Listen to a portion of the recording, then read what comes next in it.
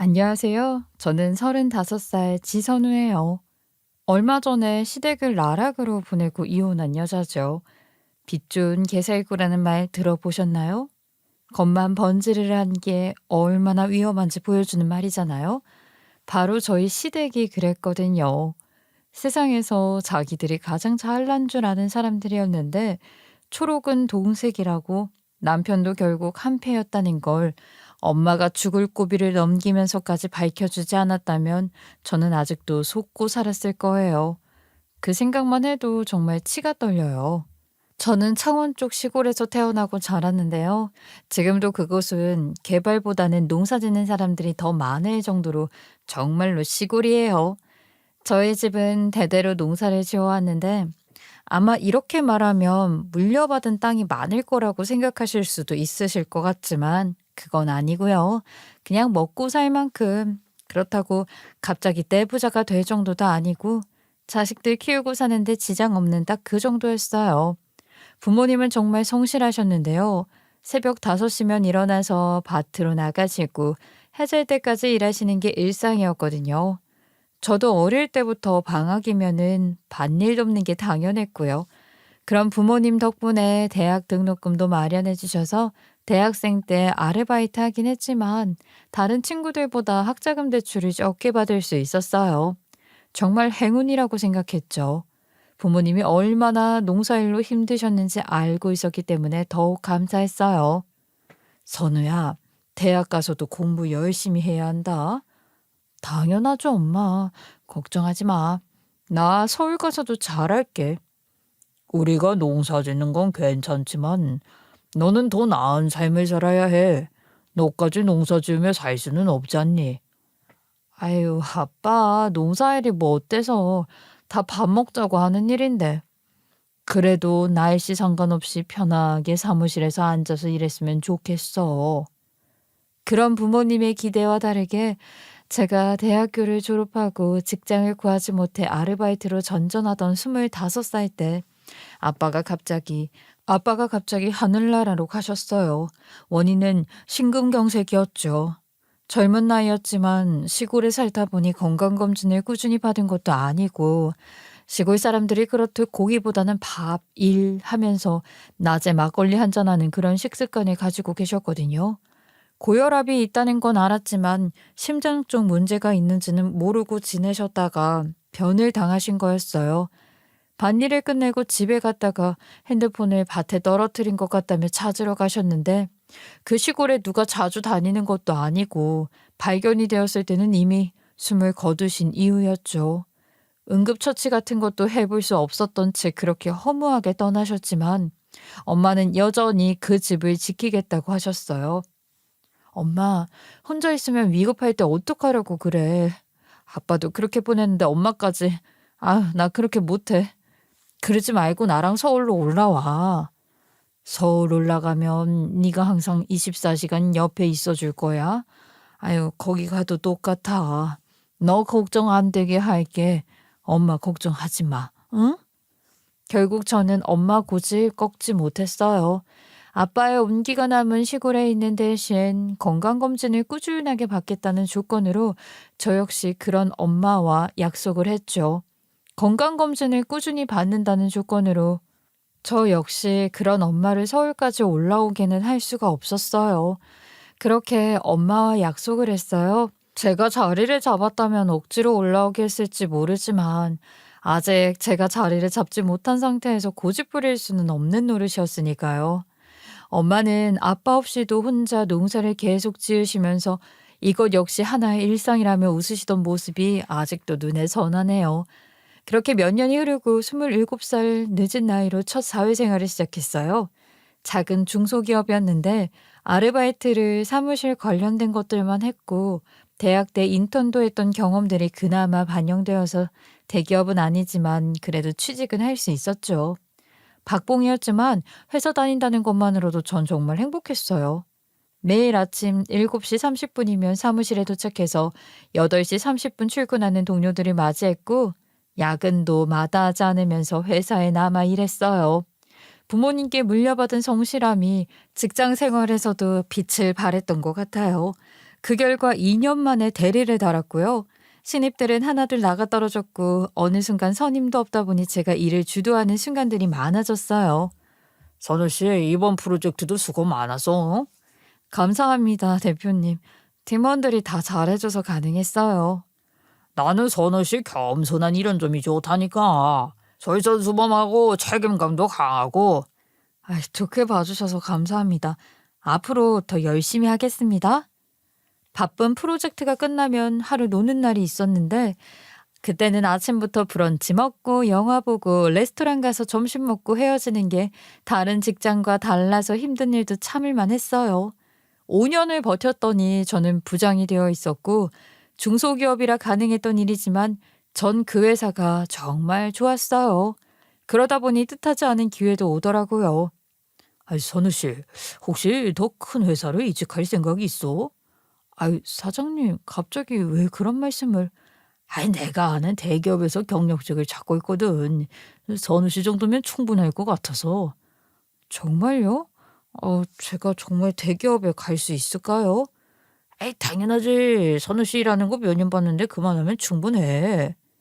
덕분에 저 역시 그 기회를 놓치지 않고 돌고 돌아 30 초반에 대기업에 들어갔어요. 직급은 과장으로 낮춰졌지만 그마저도 좋더라고요. 드디어 대기업에서 일할 수 있게 된 거니까요. 이직하고 첫 회사에 출근했던 날 기대감에 부풀어 올랐지만 회사는 그렇게 저에게 따뜻하지는 않았어요. 그들은 이미 입사 때부터 몇 년간 동고동락했으니 끈끈했고 어디서 경력직 과장이라는데 젊은 여자가 왔으니 반길 리는 없었으니까요. 복사기 앞에서도 제가 들으라는 듯 손가락질까지는 안 했지만 이번에 새로 들어온 과장이 저냐며 수근거리는 소리가 들렸고요. 회식 자리에서는 대놓고 저만 빼고 대화를 하기도 했죠. 하지만 저는 성실함 하나는 평생 농사만 지어온 부모님 피를 이어받아 자신 있었기 때문에 성실하게 임했어요. 남들이 본 척만 척해도 가서 말 한마디라도 걸고 과장이라고 아랫사람 시키는 게 아니라 제가 스스로 복사도 하고 커피도 타면서 적응하려고 애썼던 거예요. 그렇게 대부분 사람들이 저에게 호의적이지는 않았는데 딱 한 사람, 업무적인 일로 대하면서 무시하는 것도 아니고 그렇다고 특별히 잘해주는 것도 아닌 사람이 있었는데요. 바로 그 사람이 남편이었죠. 지 과장님, 이 자료 검토 부탁드려요. 네, 언제까지 필요하세요? 내일 오전까지면 될 것 같은데 무리인가요? 아니에요. 오늘 밤에 봐드릴게요. 감사합니다. 야근까지 시켜서 죄송해요. 괜찮아요. 일이니까요. 남편은 합리적인 사람으로 회사에서도 평판이 자자했어요. 이치에 맞으면 고개를 숙일 줄도 알고 자존감이 높은 사람이라고 평이 좋았거든요. 그래서 유일하게 저를 적대시하지 않았어요.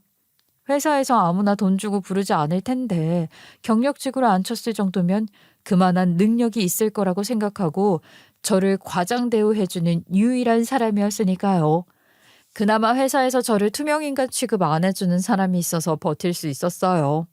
저 혼자 내적 친밀감이 하늘을 찔렀던 거죠. 사실 그때까지만 해도 남편에 대한 감정은 단순한 고마움 정도였어요. 하지만 매일 아침 사무실에서 마주치면서 안녕하세요라고 인사할 때마다 그 묘한 설렘이 있었던 것도 사실이에요. 다른 사람들은 저를 마치 유령 취급하는데 남편 혼자서만 정상적으로 대해주니까 더 특별하게 느껴졌던 거죠.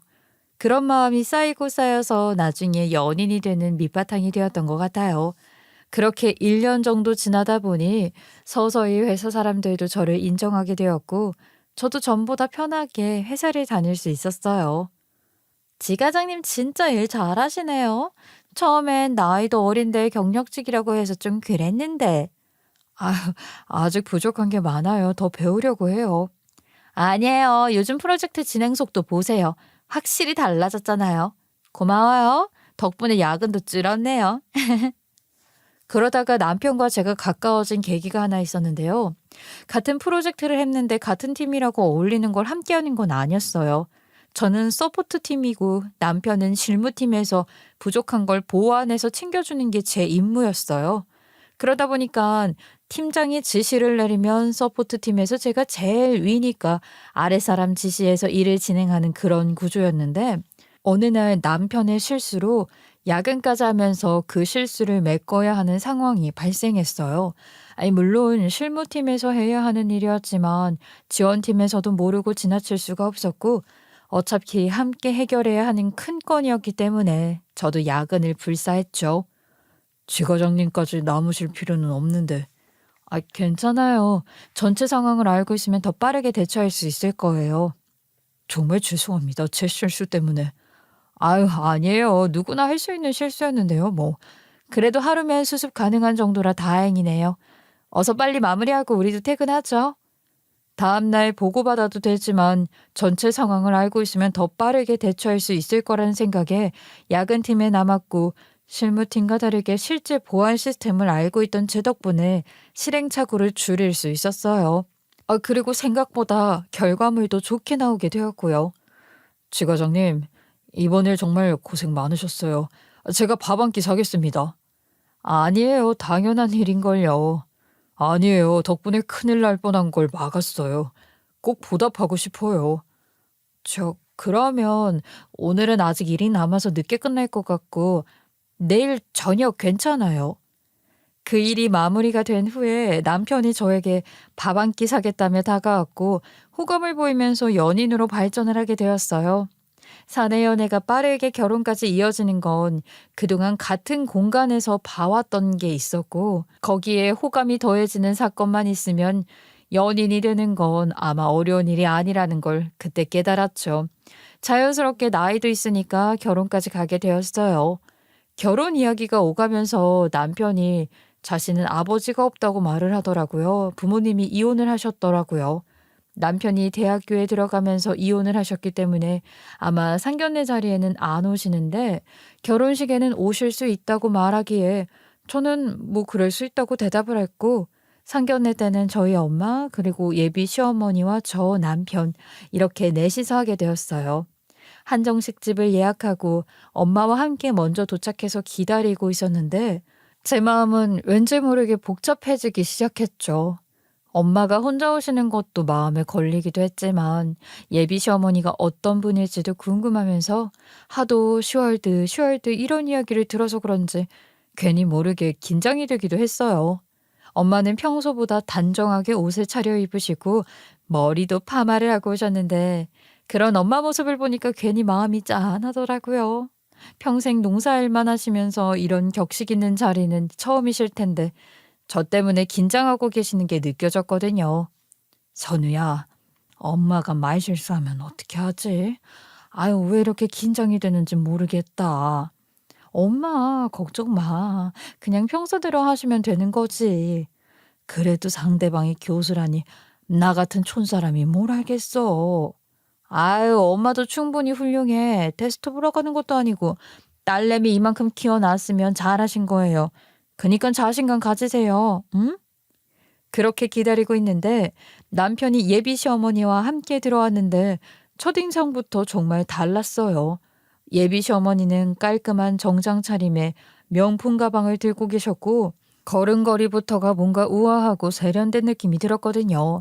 반면 저희 엄마는 평생 농사일만 하시느라 손도 거칠고 피부도 그을러 있으셨는데 그 차이가 너무 극명하게 드러나는 게 보기가 좀 안쓰러웠어요. 하지만 엄마는 그런 제 마음을 모르시는지 웃으면서 정중하게 인사를 드리셨죠. 아이고, 어머님 안녕하세요. 전 지선우입니다. 어머, 사진보다 더 예쁘네요. 만나서 반가워요. 처음 뵙겠습니다. 아유, 잘 부탁드립니다. 어? 혹시 저 고양이 삼척 아니세요?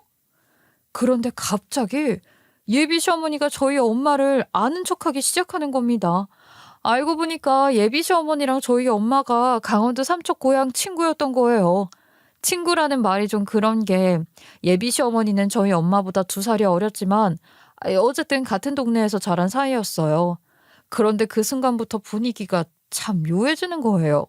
뭔가 저희 엄마를 아래로 보는 느낌이 확연히 드러나기 시작했거든요. 어머, 정말 오랜만이네요. 근데 언니, 정말 많이 변해서 나 몰라볼 뻔했어.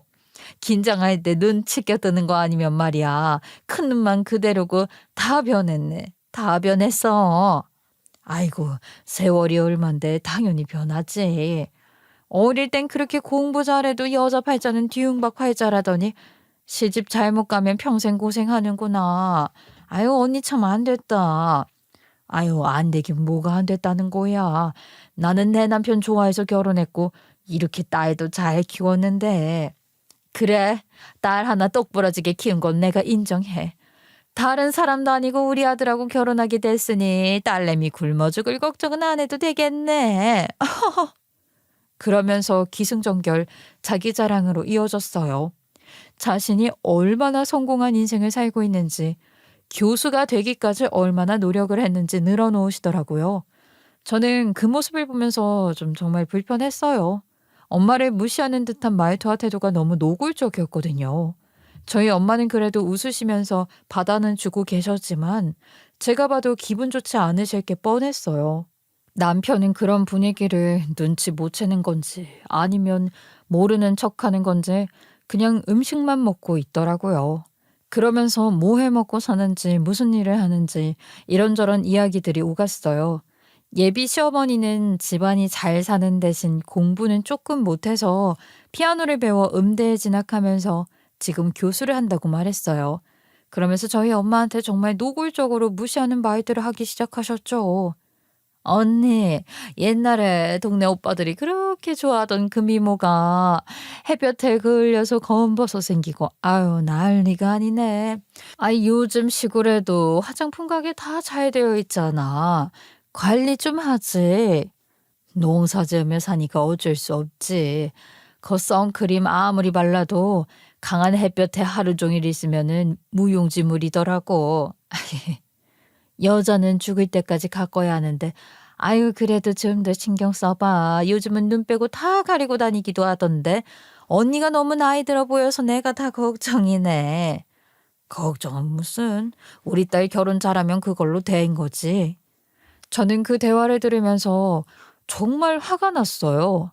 아니 어떻게 첫 만남에서 이렇게 무례할 수 있을까 싶었거든요. 저희 엄마를 무시하는 그 태도가 너무너무 불쾌했으니까요. 엄마가 뭐라고 할 때마다 웃으며 그런 말은 안중에도 없는 당신 말씀만 하시니 그렇게 상견례는 정말 불편하게 끝났어요. 예비 시어머니는 계속해서 저희 엄마를 깎아내리는 말들을 했고 엄마는 그때마다 한마디씩 받아치셨지만 그런 걸 아랑곳하지 않은 시어머니였으니까요. 집으로 돌아오는 길에 저는 정말 기분이 상했어요. 어떻게 첫 만남에서 저런 식으로 대할 수 있을까 싶어서 화가 점점 치밀어 오르더라고요. 그런데요, 엄마는 오히려 담담하셨어요. 아유, 네 예비 시어머니가 나한테 열등감 같은 게 있어서 그런 거야. 걔 어릴 때부터 그랬어. 열등감? 오히려 엄마를 무시하는 것 같은데? 그게 열등감이야. 그때마다 내가 탁 쏴붙이면 또 조용해지는 성격이었는데 아니 쟤는 어쩜 커져도 변하지를 않았네. 아, 나 이 결혼 안 할까 봐. 엄마가 그런 대우 받는 거 나 보기 싫어. 전 정말로 진지하게 결혼을 포기할까까지도 생각을 했어요. 세상에 저와 엄마 단둘인데 제가 결혼하면 그런 불편한 자리가 계속 생기는 게 싫었거든요. 하지만 엄마는 또 웃으면서 말씀을 하셨어요. 네가 그런 성격 못 견딜 것 같으면 그만둬. 물론 남편을 그만큼 사랑하지 않는다면 말이야. 하지만 엄마가 무시당하는 거 네가 봐서 알겠지만 네 예비 시어머니가 머리가 막 좋은 스타일은 아니고 그렇다고 악독한 성격도 아니야. 받아칠 수 있으면 결혼해도 괜찮어. 정말? 엄마 정말 괜찮겠어? 괜찮고 말고 할 게 뭐 있어. 나야 뭐 얼마나 본다고. 한 번이라도 더 만날 네가 견디면 하는 거고 아님 마는 거지. 엄마가 참고 살라고 했다면 저 결혼 안 했을 거예요.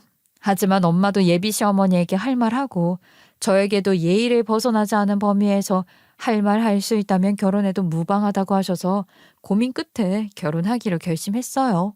그리고 결혼 생활이 시작되었는데요. 생각보다 시어머니는 저에게 간섭을 하지는 않으셨어요. 남편과 회사 다니며 저희 삶을 사는데 집중할 수 있었기 때문에 안심하셨거든요. 시어머니도 교수 생활하느라 당신 생활이 있었기 때문에 남편과 저에게 뭐 간섭하는 게 별로 없었거든요. 결혼식이 끝나고 한 달쯤 지났을 때 한 남성이 저에게 연락이 왔어요. 엄마와 관련해서 물어보고 싶은 게 있다고 하더라고요. 당황한 저는 엄마? 누구지? 하는 생각에 문자로 온 번호로 바로 전화를 했는데요. 해외에 계신 것 같았는데 한 노년의 신사분 목소리였어요. 상당히 좋은 목소리셨거든요. 그분의 이야기는 이랬어요. 엄마와 한 동네에 살았던 고향 오빠였고 눈치 빠른 분들은 예상하셨겠지만 엄마를 좋아했었다고 해요. 그런데 엄마는 고향에서 살기 싫어서 고향 사람들은 쳐다도 안 받고 타지에 놀러 왔던 아빠를 만나 결혼을 했던 거예요. 선우 씨 맞죠? 어머님과 관련해서 여쭤보고 싶은 게 있어서 연락을 드렸어요. 네. 그런데요. 누구세요? 저 어떻게 번호를 아시고? 저는 어머님과 고향 친구입니다. 오랫동안 해외에 살고 있는데 최근에 소식을 들었어요. 이게 또 웃긴 게 아빠가 군대 가기 전에 친구들과 바다 본다고 왔던 게 엄마 고향이었고 거기서 예쁜 얼굴 때문에 엄마를 보고 한눈에 반한 아빠였지만 군대 가니까 뭘 어떻게 하자고 못했던 거예요. 그리고 휴가 때마다 삼척에 와서 엄마를 보고 갔는데 우리 엄마가 여장부 성격이라 그래서 뭘 어쩌자는 거냐고 질러버렸고 아빠는 그 기세에 눌려서 결혼하자고 말해서 제대 후에 결혼과 동시에 엄마는 창원으로 갔던 거예요. 그래도 다행인 건 아빠 집이 못 사는 건 아니라서 농사일로 고생은 했어도 돈 걱정은 없었다고 하셨어요. 항상 그 부분에 아쉬움이 있었어요. 마음을 잡지 못해 유학을 갔고 저는 거기서 정착해서 살고 있거든요.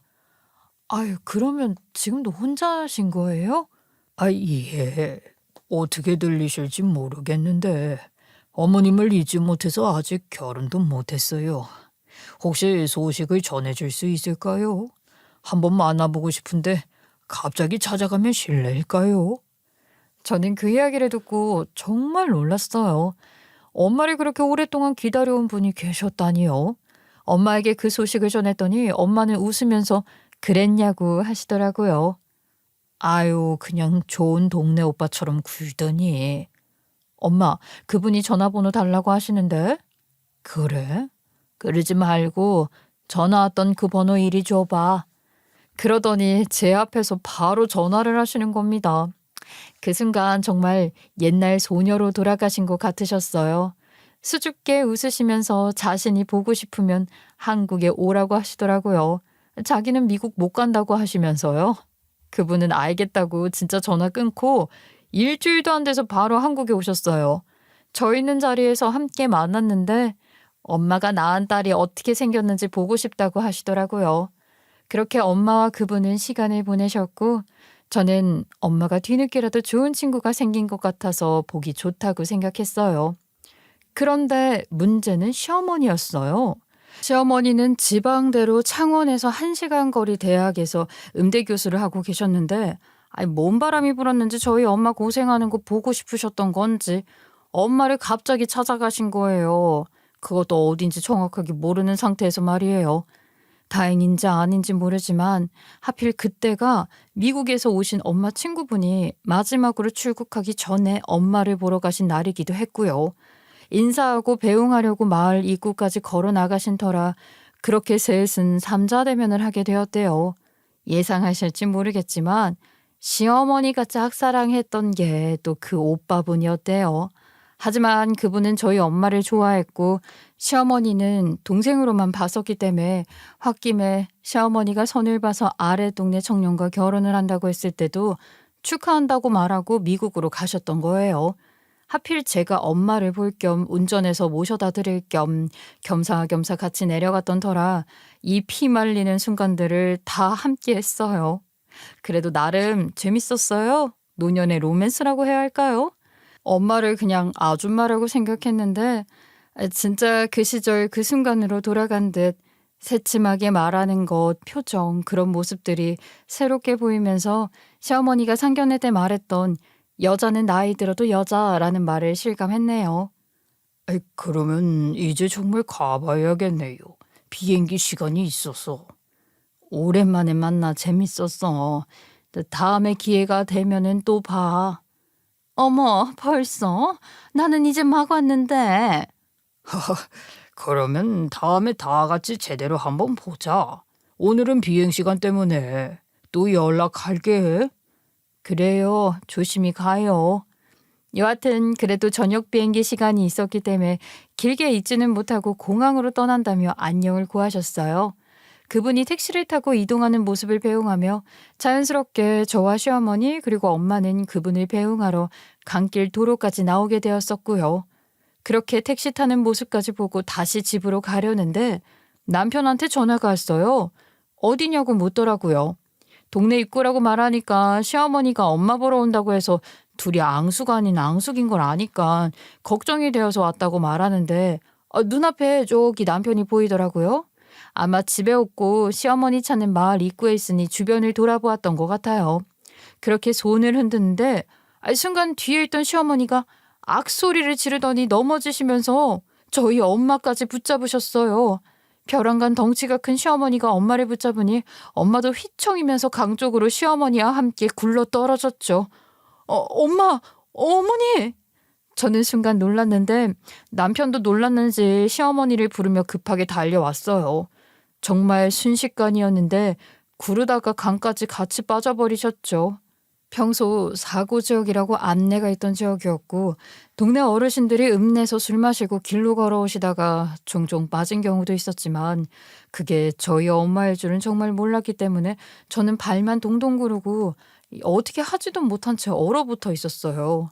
게다가 시어머니까지 동시에 빠졌으니 수영을 못하는 저로서는 이러지도 저러지도 못하고 끙끙대고 있었는데 운동을 좋아하던 남편이 수상 안전요원 자격증도 있었기 때문에 망설임 없이 강가로 뛰어드는 모습에 제가 안도감을 느끼는 것도 잠시 허우적대는 시어머니를 빠르게 건져내는 모습에 저 역시 안도감을 느꼈어요. 엄마, 정신이 들어? 괜찮아? 자기야, 우리 엄마는? 그런데 이 사람 시어머니를 붙잡고 괜찮냐 놀라진 않았냐 물어보면서 다시 들어갈 생각을 안 하는 겁니다. 저는 위에서 나뭇가지를 붙잡으며 비탈길로 된 벽면을 타고 내려가면서 소리를 칠 수밖에 없었죠. 우리 엄마는 물살이 세고 나도 지쳐서 더는 못 들어가겠어. 무슨 소리야? 물살이 세다니? 당신이 위에서 보니까 평온해 보이는 거지. 좀만 들어가도 소용돌이쳐. 엄마도 겨우 건진 거라고. 못 이기는 척 강 쪽으로 고개를 돌리는 신용을 하는데 저도 그 시선을 따라 강 쪽으로 고개를 옮겼어요. 그런데 어쩐 일인지 저희 엄마는 허우적거리는 모습도 보이지 않은 채 고요한 강물만 보이는 겁니다. 당황하고 허망한 채 공포에 휩싸여 있는 저에게 남편이 당연한 듯 말을 꺼내더라고요. 미안해. 한다고 했는데 나도 모르게 엄마부터 건지게 되더라고. 솔직히 몸값 비싼 사람부터 살려야지. 뭐라고? 그렇잖아. 우리가 앞으로 지원해드리는 금액도 한계가 있는데 그래도 우리에게 도움 줄 수 있는 사람, 그런 사람부터 구하는 게 맞지. 당신 지금 그걸 말이라고 해? 화만 내지 말고 냉정하게 생각해봐. 버는 금액이 다르잖아. 우리가 도움을 받더라도 엄마에게 더 받을 거고 장모님은 앞으로 갈수록 더 챙겨드려야겠지. 안 그래? 자신도 경황이 없어서 그랬다더니 일말의 양심에 찔려서인지 정당성을 저에게 어필하면서 저였어도 그런 선택을 했을 거라고 끝까지 뻔뻔함을 잃지 않았어요. 저는 이미 남편을 사람 새끼라고 생각 안 하니 그 어떤 말도 들리지 않았고 강물을 하염없이 바라보며 그저 나였으면 어떻게 했을까 수없이 물어봤네요. 그래도 남편처럼 돈에 연연해서 사람 목숨을 구하진 않았을 거라는 생각은 분명했고요. 그렇게 당연히 신고도 하고 여러 번 강을 헤맸지만 엄마의 시신조차 찾지 못했어요. 강을 헤맬 때마다 인력이 추가되어서 바다로 흘러가는 곳이라 바다 초입까지 뒤졌지만 도저히 찾을 수가 없는 겁니다. 결국 경찰은 시신이 떠올라 찾을 때까지 더 이상 찾지 않겠다고 말하면서 실종으로 처리를 해버리더라고요. 그만큼 했으면 됐어. 이미 바다로 올라가도 저 멀리 갔을 거요. 그래요. 그런 적이 한두 번이어야지. 3개월이면 이미 더 오르고도 남을 시간이요. 그래, 바다로 흘러가면 그 시신 찾는 건 포기해야지. 적당한 날짜 정해서 기일이라고 생각해요. 동네 사람들은 저를 위로한답시고 말을 권해하지만 그런 말들이 귀에 들어오겠나요? 당연히 들어오지 않았죠. 이 상황이 꿈이길 바라고 또 바라고 또 바랄 뿐이었어요. 남편하고 왜 이혼을 안 했냐고 말할 수 있는데 그게 이혼 사유가 되는 건 아니었기 때문이었어요. 남처럼 지내긴 했어도 이혼이라는 걸 할 수 있는 제 마음 상태도 아니었고요. 제 신경은 회사를 그만두고 엄마를 찾을 정도로 온통 거기에만 빠져 있었으니까요. 그리고 제 자신에게도 물었어요. 내가 수영을 했다면, 강에 빠져든 게 남편이 아니라 저였다면 저는 시어머니를 제 목숨과 바꾸더라도 구할 수 있었을까? 물론 남녀 신체적 차이가 있지만 저는 그냥 냉정하게 그 상황만 보기로 했죠. 그랬더니 슬프게도 제 대답은 아니었어요. 제 엄마가 눈앞에서 살아있는 게 보였다면 시어머니에 대한 안타까움은 들었겠지만 또다시 시어머니를 구해야겠다는 마음으로 뛰어들지 않았을 거라는 생각이 들자 남편에 대한 미움도 점차 사라지더라고요. 물론 미움이 사라졌다고 서운함, 그리고 말을 그렇게 한 것에 대한 부분이 아예 없어진 건 아닌 채로 그렇게 시간을 보내게 되었던 거예요. 엄마, 엄마. 그렇게 저는 매일같이 낙동강 수계 쪽으로 가서 혹시나 엄마 시체가 떠오르지는 않았을지 자전거를 타며 배회를 하고 있는데 글쎄 저 앞에 낯익은 모습의 엄마가 보이는 겁니다. 선우야, 선우야 너 왜 이렇게 야였어? 엄마, 엄마, 엄마 정말 엄마야?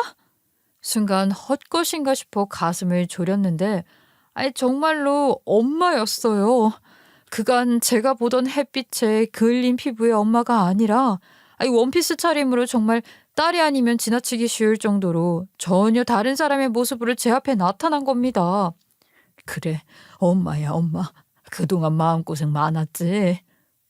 엄마 어디 있었어? 내가 지난 3개월 동안 엄마를 얼마나 찾아 헤맸는데. 그건 나중에 얘기하고 너 나 따라와. 할 이야기가 있어. 믿기 힘든 모습으로 엄마가 눈앞에 나타났고 엄마는 제가 이해하기 어려운 말들을 시작하셨죠. 그 순간 드러난 진실에 시댁이 송두리째 무너지고 말았습니다.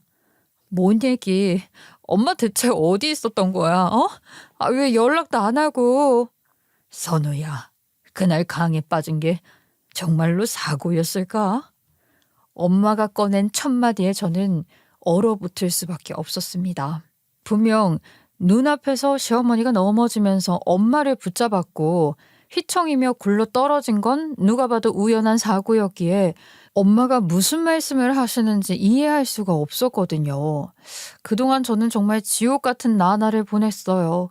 매일 아침 눈을 뜨면 엄마가 돌아오셨을까 하는 기대감으로 시작을 해서 밤에는 오늘도 소식이 없다는 절망감으로 잠들었었거든요.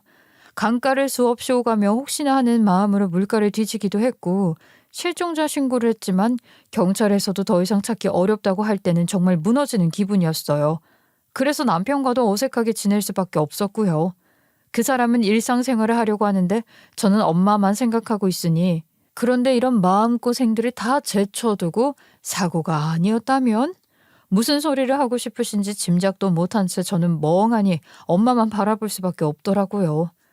엄마, 그게 무슨 말이야? 사고지. 사고가 아니면 대체 뭐였는데, 엄마? 너 놀라지 말고 들어. 엄마가 이야기하는 건 단순한 의심이 아니라 사실이니까. 네 시어머니가 나를 저 세상으로 보낼 작정이었어. 그게 무슨 소리야? 어머니도 분명 같이 굴러떨어졌는데. 도저히 믿기 어려워 고개를 흔드는 저에게 엄마는 차분하게 진실을 말씀해 주시기 시작하셨죠. 그날 강에 빠졌을 때 시어머니가 의도적으로 엄마를 강 바닥으로 끌어내려고 했다고 하시는 거예요.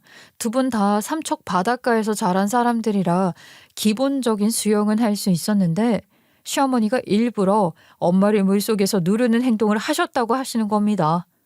뭐? 어머니가? 대체 왜? 믿기 어렵겠지만 네 시어머니뿐만이 아니라 네 남편도 마찬가지였어. 말도 안 돼. 엄마가 허우적대는 모습도 보이지 않아서 더 들어가지 못한다고 그렇게 말하긴 했어도 그 사람이 왜? 네 시어머니 잡고 못 들어가면서 물속에서 날 발로 찼어. 물 위로 떠오르지 못하게. 그게 무슨 그럼 엄마는 그런 상황에서 어떡해? 두 모자가 엄마에게 했다는 행동들이 머릿속에 그려지더라고요. 그때 왜 남편이 그렇게 빨리 시어머니만 구하고 나왔는지, 왜 엄마를 더 찾으려고 하지 않았는지 의문이었는데, 이제야 이해가 되었어요. 물에서 나온 후에도 시어머니 상태만 확인하고 엄마에 대해서는 물살이 세다, 위험하다는 핑계만 댔던 것도 그랬고요. 심지어 그 후 며칠 동안도 엄마를 찾는 제 모습을 보며 그만 포기하라고 했던 말들이 이제는 전혀 다르게 들리더라고요. 자기들이 저지른 일을 숨기려고 저를 말리고 있었던 거예요. 그 순간 엄마가 얼마나 두렵고 무서웠을지 짐작도 안 가는 거예요. 한편으로는 그런 상황에서 어떻게 살아날 수 있었는지, 지금까지 대체 어디서 뭘 했는지 궁금한 게 한두 개가 아니었지만 말도 안 되는 현실에 놀라 다리에 힘이 풀리고 말았어요. 그리곤 그날 남편이 했던 말이 머릿속을 맴돌면서 시어머니만 구한 게 우연이 아니었다는 뜻이라는 걸 알아채자 심장이 두근거리면서 이 일을 어떻게 해결해야 할지 두려움에 사로잡혔죠. 강 뒤쪽 숲으로 몰래 올라와서 나무 밑에 숨어 있었어. 숨을 고르면서. 그런데 왜 나한테는 연락도 안 하고 대체 3개월 동안 어디 있었어? 혹시 엄마 다쳐서 기억을 잃었거나 그랬던 거야? 그런 거 아니야. 물에서 나왔는데 이상하다는 생각이 들잖아.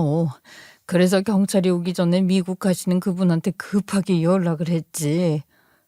그럼 지금까지 같이 있었던 거야? 같이 있다기보다는 안전한 곳도 마련해주고 정신과 치료도 받게 해주고 많이 도움받았지. 엄마가 저에게 연락을 하지 못한 건 저까지 위험해질 수 있다는 생각이 들어서였다고 덧붙이셨어요. 만에 하나라도 엄마를 위험에 빠뜨리는 뭔가 꺼림칙한 행동들이 나와 연관되어 있다면 내 목숨도 장담할 수 없다는 생각이 들자 섣불리 연락했다 오히려 화만 돋을 수 있다고 생각하셨다고 하시더라고요. 상황을 전달받은 그분은 미국행 비행기를 취소하고 안식처를 마련해주는 등 정신적인 트라우마까지 걱정해서 지인을 통해 병원 치료를 받는 등 지난 3개월 동안 엄마도 엄마 나름대로 고생을 하셨더라고요. 엄마가 그 3개월 동안 얼마나 두렵고 힘드셨을지 상상만 해도 가슴이 아팠어요. 죽을 뻔한 경험을 하신 것도 모자라 홀로 숨어 지내시면서 진실을 밝혀내기 위해 노력하셨다니요. 그분이 아니었다면 엄마는 정말 어떻게 되셨을지 모르겠어요. 평생 은인이라고 생각해야겠더라고요. 엄마는 저를 보호하기 위해 연락도 하지 못하시고 혼자 그 모든 걸 감당하셨는데 저는 그런 엄마가 저에게 연락 안 했다고 순간 원망하기까지 했었으니 그 정말로 죄송스럽더라고요. 그러면서 한편으론 왜 이런 일이 벌어졌을까 풀리지 않는 의문의 꼬리를 붙잡고 파헤치면서 진실에 더 가까이 가게 되었던 거예요. 역시나 내 예상이 맞았어. 우연한 게 아니라 계획이 된 거였어. 그 소리를 듣는데 와 정말 소름이 끼치더라고요. 먼저 시어머니는 레슨비 빼돌리기, 악기 구입비 조작 등의 문제가 있었고 남편은 회사 돈을 횡령하고 있었다고 말씀하셨죠. 저도 알지 못하는 사실이 숨겨져 있다는 사실에 놀랐는데 그뿐만이 아니었어요. 시어머니 교수직 그렇게 당당하게 자랑하시던 그 자리가 사실 학력 위조와 연줄로 얻은 자리였다고 했어요. 문제는 그 상황을 대학 내부에서도 의심하고 있던 상황이었다는 거죠. 그럼 상견례 때 엄마를 무시했던 것도 열등감이었던 거지. 가짜로 살면서 진짜인 척 했으니까. 어머, 정말 어이가 없네. 그런 주제에 엄마를? 이제 다 밝혀졌으니까 됐어. 진실은 언젠간 드러나게 되어 있어. 실력도 안 되고 자꾸 잡음이 생기니까 지켜보며 무엇이 문제인지 알아보고 있었던 거예요. 그런데 이게 대체 엄마와 무슨 연관이 있나 의아해야 하던 찰나 미국에서 그분이 오시면서 이 모든 일들이 원래 하나의 덩어리처럼 들러붙으면서 그날 그 사건으로 이어졌던 거더라고요. 나도 몰랐는데 그 오빠가 귀국했다는 그 소문 하나로 나와 재혼한다는 말이 돌았다더라. 엄마도 오빠도 그런 생각을 한 적이 없는데 말이야. 너도 알다시피 엄마한테 열등감 있는 네 시어머니가 이 소리를 들었으니. 그래서 엄마를? 그래. 내가 없으면 자기가 그분과 연결된다고 생각했겠지. 그것도 아니면 엄마 재산이 너한테 가니까 그거라도 어떻게 해볼 심산이었고. 진실을 듣는데 진실처럼 들리지가 않았어요. 사람이라면 아무리 돈이 필요하고 사랑 때문에 눈이 멀고 열등감에 치를 떨어도 그러면 안 되는 거잖아요. 시어머니도 시어머니지만 더군다나 저와 살을 맞대고 사는 남편이라면 저를 생각해서라도 하지 말았어야 하는 행동이라고 생각했어요. 하지만 그들에겐 제 마음, 엄마의 안전 따윈 안중에도 없었던 거죠. 그저 자신들의 안전, 번제를 한 겉모습을 지키려고 그 어떤 무서운 짓도 서슴지 않는 사람들이었던 거예요. 온몸이 떨리면서 지난 3개월 동안 엄마를 찾으러 다녔던 일들, 그런 제 모습을 보며 일말의 죄책감 따위도 사라진 듯한 남편은 괜히 일한다면서 지나가는 말로 했던 모습들까지 머릿속을 어지럽혔어요. 지난 3개월 동안 남편과 시어머니가 보였던 모든 행동들이 새로운 의미로 다가왔거든요. 남편이 제가 엄마를 찾으러 다닐 때마다 의미 없는 일이라고 말렸던 것도, 시어머니가 문상을 와서 이제 현실을 받아들이라고 했던 것도 모두 자신들의 범죄를 숨기려는 행동이었던 것이었죠.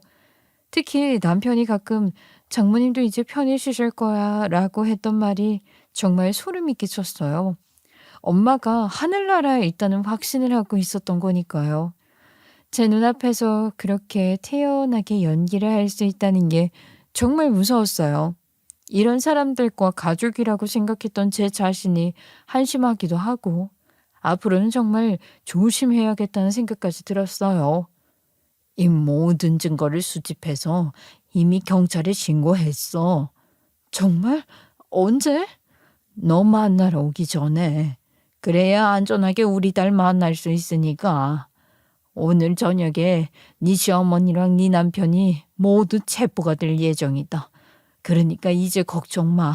엄마가 다 해결했어. 3개월 동안 제가 절망에 빠져 있는 동안 엄마는 이런 힘든 일들을 차근차근 해결해 오셨던 거예요.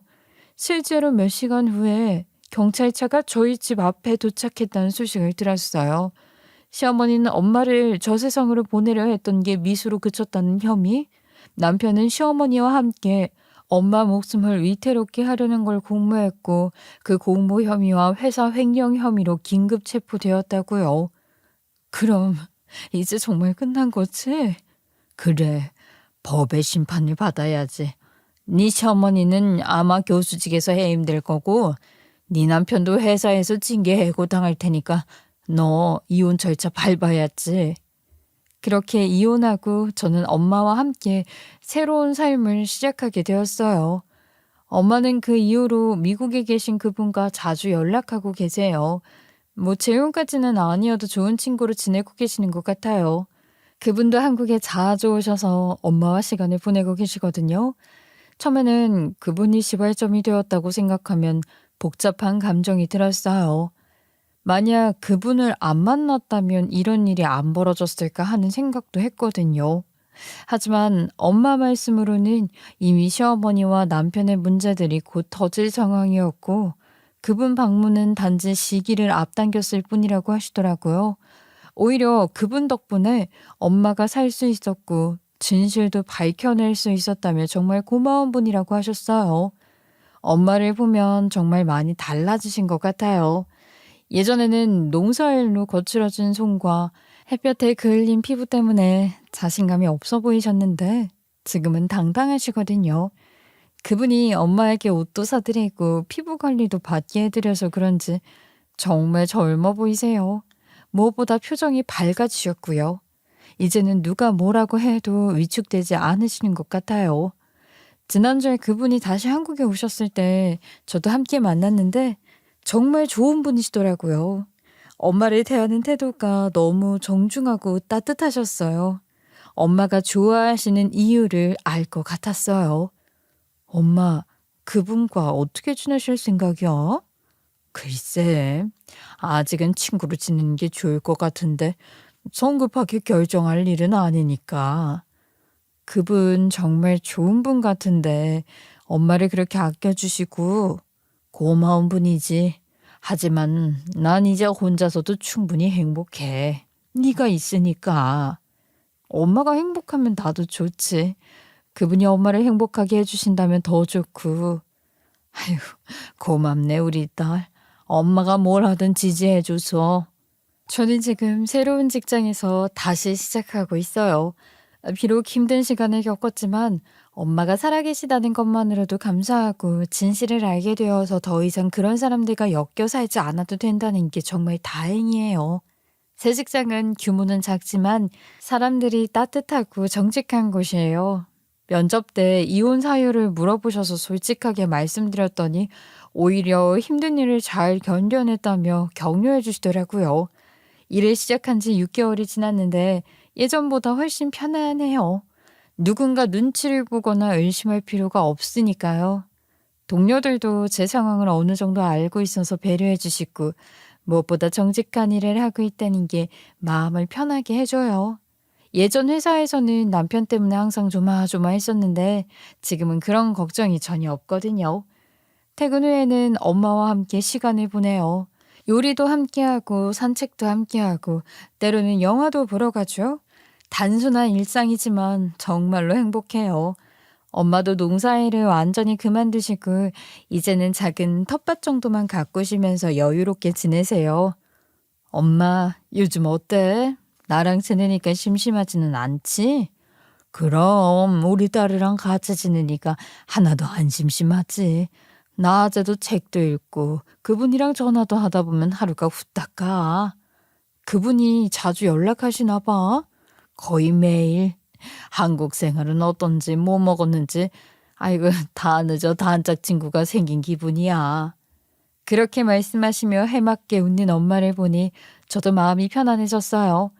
바쁜 일상에 야근이 있을 때면 엄마를 챙기지도 못하는데 제 대신 챙겨주는 사람이 있다는 게 든든하더라고요.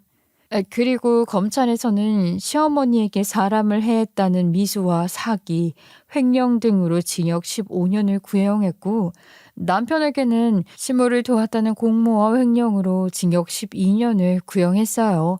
아니라고 발뺌해도 소용없었어요. 증거가 너무 명확했고 시어머니가 동네 친구에게 엄마를 질투했던 증언까지 더해졌거든요.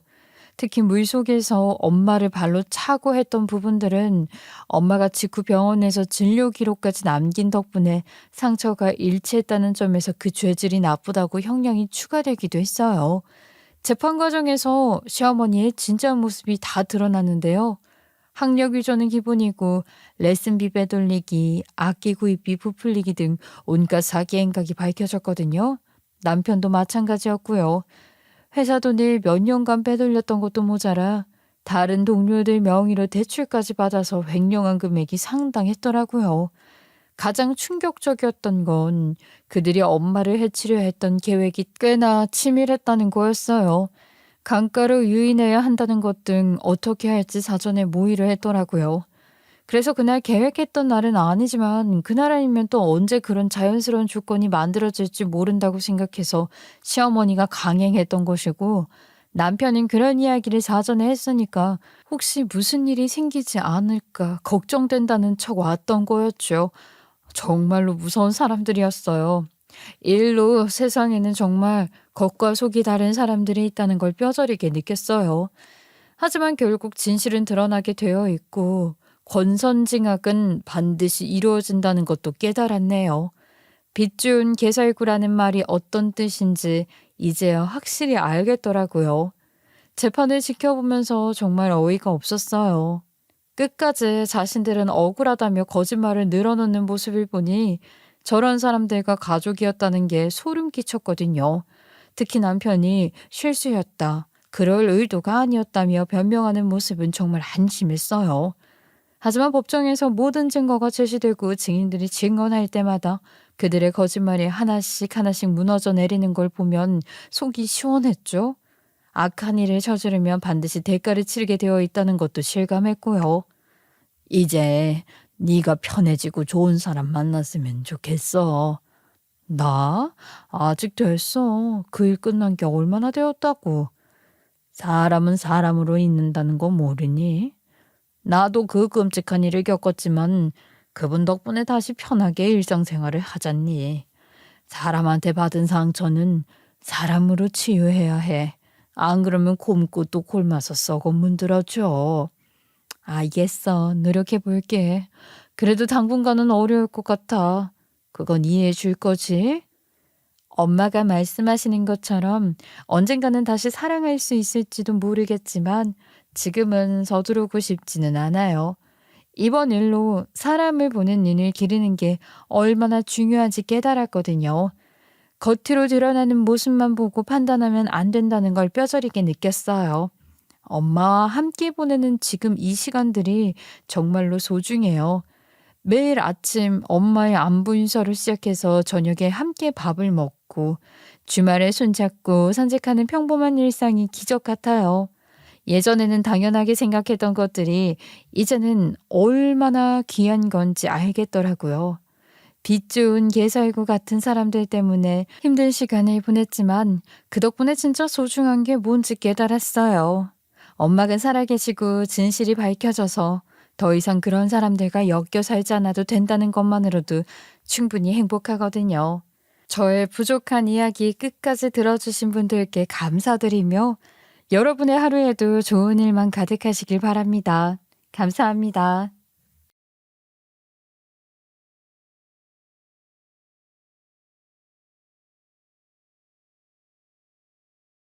안녕하세요, 구독자 여러분. 인사부터 드리겠습니다. 저는 나이 70대 중반을 맞이하고 있는 아들 하나 보고 평생을 살아온 주부입니다. 참 세상만사 어떻게 이런 일이 저에게 벌어질 수 있었는지 모르겠습니다. 어떤 식으로 제 이야기를 풀어가야 할지도 모르겠네요. 죽은 줄 알고 평생 가슴에 묻어뒀던 제 자식이 어느 날 눈앞에 환생을 해서 돌아왔다고 한다면 여러분들은 믿으실 수 있으시겠습니까? 저도 그날의 일을 떠올리면 아직도 꿈만 같아요. 저에게 일어난 기적 같은 이야기 시작해 보도록 하겠습니다. 어릴 적 제 삶은 꽤 고생스러웠어요. 그 시절에는 누구나 힘들게 살았다고 하지만 저에게는 유난히 더 벅차게 다가왔죠. 제가 자란 곳은 지금은 제법 번듯한 도시가 되었지만 당시만 해도 개발이 덜 된 시골이나 다름없는 지방 도시였어요. 밭이나 논이 우리 땅이었었다면 조금은 나았을지도 몰라요. 하지만 우리 가족에게는 그 작은 땅덩어리조차 없었고 아버지는 늘 남의 땅을 빌려 땀 흘리며 일해야 했죠. 그러니 수입은 일정할 수 없었고 아무리 어머니가 장터에서 나무를 팔아도 결국은 늘 돈에 허덕여야 했어요. 어린 저는 그게 당연한 삶이라고 여기며 살아왔고요. 예, 오늘은 조금 늦을 것 같아. 장에 손님이 많네. 네가 막내를 잘 챙기고 있어야 돼. 언니랑 오빠는 나 혼자 막내 챙기는 거 어려운데. 언니랑 오빠는 공부해야지. 집에서 놀고 있는 애가 너 하나면 엄마를 좀 도와야 하지 않겠니? 그게 저의 숙명이자 인생이었어요. 배고픔은 제게 익숙한 동반자였어요. 있는 집 아이들은 초콜릿이나 사탕 같은 것을 먹었지만 저와 제 친구들은 길가에 핀 꽃을 따서 꿀맛이 난다며 서로 웃음을 터뜨렸죠. 지금 돌이켜보면 참 가난하고 힘든 것들 투성이었지만 그 순간만큼은 행복했다고 할까요? 하지만 이 빈부격차라는 건 어린 마음에도 확실히 느껴졌어요. 동네 유지들은 땅을 가지고 있었기에 늘 배부르고 따뜻하게 살았죠. 반대로 저희는 다닥다닥 붙어서 서로의 체온에 의지해야 겨울밤을 날 수 있었어요. 여름에는 또 어떻겠어요. 땀을 뻘뻘 흘리며 자다가 온몸에 땀띠가 번져 가려움 때문에 밤새 긁어대야 했죠. 아, 엄마, 너무 간지러워서 못 자겠어. 자, 뭐, 너만 땀띠 나는 게 아니잖아. 씻어야 하는 시간이 되면 어머니는 연탄불에 물을 데워주셨어요. 그런데 그 물 온도가 조금만 맞지 않아도 살갗이 벌겋게 익어버리기 일쑤였죠. 저는 사남매 중 셋째였는데요. 그래서였는지 유독 더 소외감을 느끼곤 했어요. 첫째 언니는 야무지고 성실해서 어른들 눈에 사랑을 받았고, 둘째인 오빠는 장남이니만큼 가족의 온갖 기대를 한 몸에 받았고, 장남이 집안의 기둥이다라는 말이 늘 따라붙었어요. 아버지와 어머니는 오빠가 잘 되어야 집안이 산다고 믿으셨으니까요. 그리고 막내는 철철 넘치는 애교로 사랑을 독차지했어요. 반면 저는 늘 샌드위치처럼 껴 있었죠. 눈에 띄지도 않고 그렇다고 특별히 기대받지도 못했어요. 밤마다 집안의 고난 숨소리를 들으며 저는 생각했죠. 나는 왜 태어났을까? 나는 어디에 필요한 존재일까? 어린 마음에도 그런 생각이 들곤 했죠. 쓸쓸하고 외로웠지만 동시에 그 속에서 강해지는 법을 배웠던 것 같아요. 저는 늘 꾸준히를 도맡아야 했어요. 우리 언니와 오빠는 나름 똑똑했고 또 부모님의 기대를 받는 자식들이었으니 크게 힘든 일을 맡기지는 않았죠. 언니는 첫정이라고 해서 더더욱 부모님이 일을 많이 시키지도 않았어요. 반대로 저는 조금 모자란 딸로 여겨졌던 것 같아요. 뭐 하나 잘하는 것도 없었고 공부를 곧잘하는 것도 아니었거든요. 야, 너는 맨날 해실거리면서 웃고 다니는데 머리에 꽃만 꽂으면 딱 미친년 같겠다. 그 말이 농담처럼 흘러나올 때도 있었지만 제 마음에 남긴 상처는 꽤 깊었어요. 저는 그저 밝게 웃으려 했을 뿐인데 그 웃음이 오히려 가족들 눈에는 한심하게 보였던 거죠. 그래서였을까요? 저는 가족들 중에서 가장 쓸모없는 자식이라는 낙인이 찍힌 듯 했어요. 그 틈에서 늘 무언가를 대신해야 했고 남들이 기피하는 일을 맡아야 했어요. 어릴 때부터 저는 장사를 배웠거든요. 모든 엄마의 옆에 들러붙어서 일을 하지 않으면 정말 밥도 못 얻어먹을 것 같았거든요. 친구들이 학교에서 수업을 듣고 집에 돌아와 숙제를 하는 동안 저는 시장으로 발걸음을 옮겼어요. 어머니 옆에 딱 붙어서 하루 종일 나무를 팔았어요. 그러다 보니까 자연스럽게 돈 계산을 배울 수밖에 없었어요. 손님에게 돈을 받고 거스름 돈을 챙겨드려야 하니까요. 예, 이거 1,000원 받았으면 거스름 돈 300원 드려야지. 아유, 잘 봐야 한다. 그러니까 이 나물값이 700원이고 1,000원에서 700원을 빼면 300원. 어머니는 그렇게 저를 타일렀죠. 덕분에 수학을 배워본 적이 없던 저는 장터에서 몸으로 숫자를 익혔어요. 그렇다고 해서 교과서 속 수학 문제를 풀 수 있었던 건 아니었지만 적어도 장사에 필요한 계산만큼은 누구보다 빨랐죠. 한글은 더 어려웠어요. 학교에서 제대로 배운 적이 없었으니 받아쓰기만 하면 틀리기 일쑤였고 맞춤법은 늘 엉망이었죠. 부모님 역시 글을 제대로 배우지 못하셨으니 저를 가르쳐 주실 수도 없었어요. 어머니가 종이에 나물 대신 라물이라고 적으시던 게 떠올라요. 어머니께 맞춤법이 잘못되었다고 말을 하면 어머니는 손님들이 알아보면 그만이라고 글자 같은 건 좀 틀려도 먹고 사는데 지장이 없다고 말을 하셨었죠. 그래서 저는 늘 언니가 존경스러웠어요. 여자가 공부를 그렇게 열심히 하는 게 흔치 않은 시절이었는데 언니는 책상에 앉아 늦게까지 책을 읽고 시험지에 깨끗한 글씨로 답을 적어 내려갔어요. 저는 그런 언니를 보며 감히 따라갈 수도 없다는 열등감을 느끼면서도 속으로는 부럽고 존경스러웠죠. 너도 언니처럼 좀 해봐라. 아, 네 언니는 저렇게 야무지게 공부를 하잖니. 언니는 학교가 끝나고도 남아서 공부를 하는데 나는 장터에 나가야 하잖아요. 그래서 뭐 불만 있다 이거야? 아버지가 조금이라도 큰 소리를 내면 저는 아무런 말도 할 수가 없었어요. 오빠에게는 당연하다는 듯이 기회가 주어졌고 장남이라는 이유 하나로 부모님은 오빠에게 기대를 쏟아부으셨어요. 그 시절 돈 있는 집 자식들은 유학도 가곤 했는데 저는 오빠라면 가능하다고 생각했어요. 그런 차별이 그저 당연하게 여겨지는 시절이었으니까요. 그래서 저는 더욱 악착같이 장터에서 버텼어요. 부끄러웠지만 호객행위도 해야 했고 때로는 지나가는 사람의 옷자락을 붙잡고 간절하게 부탁해야 했어요. 아주머니, 나물 좀 사주세요. 오늘은 장사가 너무 안 돼서요. 아이고 딱해라. 그래 이거 얼마니? 제가 그렇게 말하면 어떤 사람은 못 본 척 지나가기도 했고 어떤 이는 짜증을 내기도 했어요.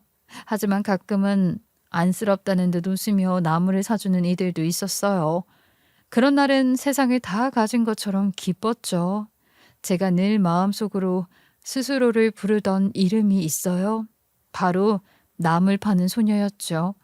친구들이 동화책 속 성냥팔이 소녀 이야기를 할 때 저는 제 모습이 그 소녀와 겹쳐 보였거든요. 겨울바람에 언 손을 호호 불며 나물 좀 사주세요 하던 제 모습이 떠올라서였어요. 그렇게 저는 어릴 적부터 세상과 맞서 싸우는 법을 배워야 했어요. 남들 눈에는 하찮고 부끄러운 모습이었을지 몰라도 제게는 살아남기 위한 유일한 방법이었죠. 집에 돌아오면 또 다른 전쟁이 기다리고 있었어요. 막내를 돌보랴 부모님이 밭에 나가 계신 동안 집안일을 도맡아 하느라 제 하루는 늘 쉴 틈이 없었어요. 아직 어린 나이였는데도 손에는 물집이 잡히고 자꾸만 갈라지고 헐어서 주부습증까지 생겼어요. 그땐 그게 뭔지도 몰랐죠. 그저 손이 가렵고 벌겋게 부어오르며 껍데기가 벗겨지는 걸 보면서 아, 내가 가난해서 생기는 병이구나 하고 생각했어요. 사실 어머니의 손도 제 손과 별반 다르지 않았거든요. 그 위에는 굳은 살이 단단히 박혀 있었고 손등은 언제나 갈라져 피가 맺혀 있었어요. 어린 저는 그런 어머니의 손을 보며 엄마의 손을 닮는구나 하고 체념처럼 웃기도 했죠. 어릴 때부터 저는 남달랐는데요. 좀 좋은 의미로 남다름은 아니었지만 어떻게든 집안을 위해 더 많이 일해야 한다는 책임감을 안고 살았어요. 그 노동이 정당한 대가를 가져다 준 것도 아니었죠. 하지만 막내 동생의 입에 간식 하나라도 들어갈 수 있고 쌀독에 쌀을 조금이라도 더 채울 수만 있다면 저는 그걸로 충분하다고 생각했어요. 늘 배고픔에 시달렸고 가난이란 건 제 몸속 깊숙이 스며든 그림자처럼 늘 따라다녔거든요. 그래서였을까요? 저는 어린 마음에도 어떻게든 돈이 많은 집에 시집을 가야겠다는 허황된 꿈을 품곤 했어요. 하지만 그건 말 그대로 꿈에 불과했죠. 왜냐하면 저는 특출나게 예쁘지도 않았고 누구든 데려가고 싶어 할 만큼 빼어난 재주가 있는 것도 아니었으니까요. 나는 왜 이렇게 태어났을까? 왜 나는 얼굴도 안 보고 데려간다는 셋째인데도 아무도 원하지 않을까? 저는 제 삶을 어느 순간부터 언니에게 투영하기 시작했는데요. 언니라면 내가 못 이룬 꿈을 이뤄주는 여성이 될 수도 있다고 생각했어요. 하지만 언니의 나이가 20살이 되자 집안 사정 때문에 더 이상 공부를 이어가지 못했어요. 결국 돈 때문에 식당에서 일을 시작했고 거기서 만난 남자와 결혼을 했죠. 그리고는 우리가 살던 지방을 떠나 다른 도시로 가버렸어요. 언니가 결혼을 앞두고 저에게 했던 말이 전 아직도 생생해요. 나 서울로 가야 해. 시어머니가 많이 편찮으셔서 내가 곁에서 병간호를 해야 한대. 언니, 그럼 언니가 이루고 싶었던 꿈은? 그렇게 열심히 공부했던 건 다 뭐가 되는 거야? 세상은 마음대로 되는 게 아니더라. 공부를 했어도 결국은 돈이 없으면 이렇게 되는 거지. 그 순간 저는 세상의 냉혹한 이치를 깨달았던 것 같아요. 똑똑해서 성공하리라 믿었던 언니조차 결국은 병든 시어머니 간호하며 살아야 한다니 제 마음은 서늘해졌죠. 그날 이후로 저는 제 삶을 다른 눈으로 보기 시작했어요. 가난은 꿈을 짓밟았고 현실은 이상을 허락하지 않는다는 사실을 너무 일찍 알아버린 거예요. 우리 오빠는 공장에 취직을 했는데요. 공부를 제법 잘했던 것에 비하면 그저 평범한 삶을 택한 셈이었죠. 그래도 부모님 눈에는 그게 그렇게나 든든할 수가 없었어요. 따박따박 월급이 나온다는 사실 하나만으로도 오빠는 자랑거리였으니까요. 우리 아들 이제 공장 다닌다. 남들처럼 불안한 일을 하는 게 아니라 월급날도 똑바로 챙기고. 아유, 아들 잘 키웠네. 공장 다니는 거야말로 최고지, 최고. 월급 밀릴 일도 없고 말이야. 아버지가 이렇게 이웃들에게 자랑을 하실 때면 전 살짝 씁쓸했지만 속으로는 그래도 다행이다 하고 안도를 했어요. 우리 가족 중에 누군가는 제대로 된 길을 가야 한다고 생각했거든요. 오빠는 맥주 공장에서 일을 했는데요. 술 냄새가 옷에 벨 정도로 힘든 일이었지만 부모님을 모시고 살면서 기댈 언덕이 되어주었어요. 저는 우리 집에서 오빠가 제일 잘된 사람이라고 믿었어요. 막내의 운명은 참 가혹했는데 제가 20살이 되었을 때도 우리 막내는 쭉 9살이었어요. 왜냐하면 9살의 병으로 하늘나라에 가고 말았거든요. 폐렴이었는데 제때 치료하지 못해 그렇게 허망하게 세상을 떠났죠. 지금 돌아보면 그게 가난 때문이었다는 게 뼈아프게 다가옵니다. 그때는 부모님의 심정을 이해하지 못했어요. 막내의 장례식 날 어머니가 처절하게 울부짖는 모습을 보고도 전 속으로 이렇게 생각했어요. 아니, 남은 자식들이 있으니까 우리 잘 키우면 되지 않나? 막내가 고통스럽게 앓다가 이제야 편해진 거 아닐까? 어린 마음에 그렇게 합리화를 했어요. 하지만 세월이 흐르고 제가 제 아이를 키우면서 그때 어머니의 심정을 알게 됐네요. 왜 엄마가 막내 사진을 늘 품에 넣고 다니셨는지, 왜 밥상 위에 자기도 모르게 수저를 하나 더 놓으셨는지, 왜 한밤중에 막내 이름을 부르며 깨어나셨는지 그 모든 게 이해가 되더라고요. 잠결에 막내 이름을 부르며 눈물을 흘리던 어머니의 모습은 지금도 잊히지가 않아요. 사람은 참 바보 같죠? 자기 일이 아니면 그 고통을 제대로 알지 못하고 공감한다고 해도 결국은 겉돌 수밖에 없으니까요. 그런 상실 속에서도 시간은 속절없이 흘렀고 저는 부모님 곁에서 소일거리를 하며 하루하루를 보냈어요. 언젠가는 저도 시집을 가겠지. 막연히 그렇게 생각하면서요. 동네의 또래 처녀들이 20살이 조금 넘으면 하나둘 시집을 가는 모습을 보면서 제 마음은 더 초라해졌어요. 아니, 동네 처녀들은 다 시집 가는데 너는 언제쯤 가려나 모르겠다. 너도 빨리 좋은 사람 만나야지. 어머니가 가끔 그렇게 말씀하실 때마다 저는 그저 웃어 넘겼지만 속은 허전했죠. 우리 집이 너무 가난해서 데려가는 집이 없는 건가 싶기도 하고 혹은 제 인연이 아직 나타나지 않은 것뿐이라고 스스로를 달래기도 했죠. 그리고 결국 저는 선자리에서 남편을 만났어요. 제가 24이 될 때까지 시집을 못 가니까 불안해하던 어머니가 사정사정해서 성사시킨 자리였는데요. 사실 저는 처음엔 많이 망설였어요. 평생을 함께할 사람을 겨우 3번 만나고 결정해야 한다는 게 억울했거든요. 하지만 선택권이 제게 있었던 건 아니었어요. 그렇게 저는 결혼이라는 길로 들어서게 되었고 그것이 앞으로 제 인생에 또 다른 고난과 얽힘을 가져올 줄은 그때는 미처 알지 못했죠. 그래도 제 남편은 성실한 사람이었어요.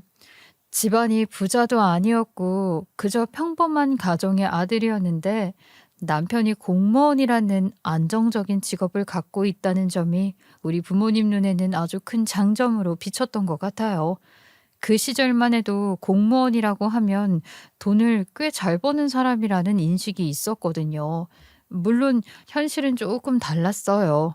남편이 번 돈의 상당 부분은 시댁 생활비로 흘러갔으니까요.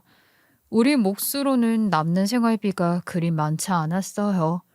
그래도 먹고 사는데 큰 불편은 없었어요. 아이를 낳아 키우는 데 있어서도 지금처럼 억 단위의 돈이 드는 게 아니라 그냥 기본적인 의식주만 챙기면 된다고들 했죠. 애를 물가에 내놓으면 물에만 빠지지 않게 해라. 밭에 데려가면 작물만 망치지 않게 해라. 그 정도만 지켜도 부모 노릇은 다 하는 줄 알았죠. 저는 그렇게 지방에서 살다가 남편 덕분에 서울이라는 큰 도시에 상경을 하게 됐어요. 주변에서는 다들 저를 두고 출세했다고 말했어요. 하지만 막상 제 삶은 전혀 달라지지가 않았죠. 언니가 시어머니 병간호에 매여 살았던 것처럼 저 역시 시댁 바로 옆집에 살면서 하루의 대부분을 시부모님을 모시는 데 바쳐야 했으니까요. 시아버지는 당뇨를 앓고 계셨는데요. 그 때문에 저는 늘 먹거리에 신경을 써야 했죠. 시어머니는 저를 붙잡고 날마다 호되게 꾸짖으셨어요. 얘, 이 음식은 당뇨 환자한테 안 좋은 거야. 아니, 너 머리가 좀 있으면 알아보고 해라. 죄송해요. 다음부터는 꼭 명심할게요. 집에서 뭘 배워온 거야, 정말? 기본적인 것도 몰라서는. 아유, 답답해라. 그럴 때면 속은 상했지만 저는 꾹 참았어요. 어릴 적부터 집안일을 도맡아 해왔던 덕분에 버틸 수 있었던 거죠.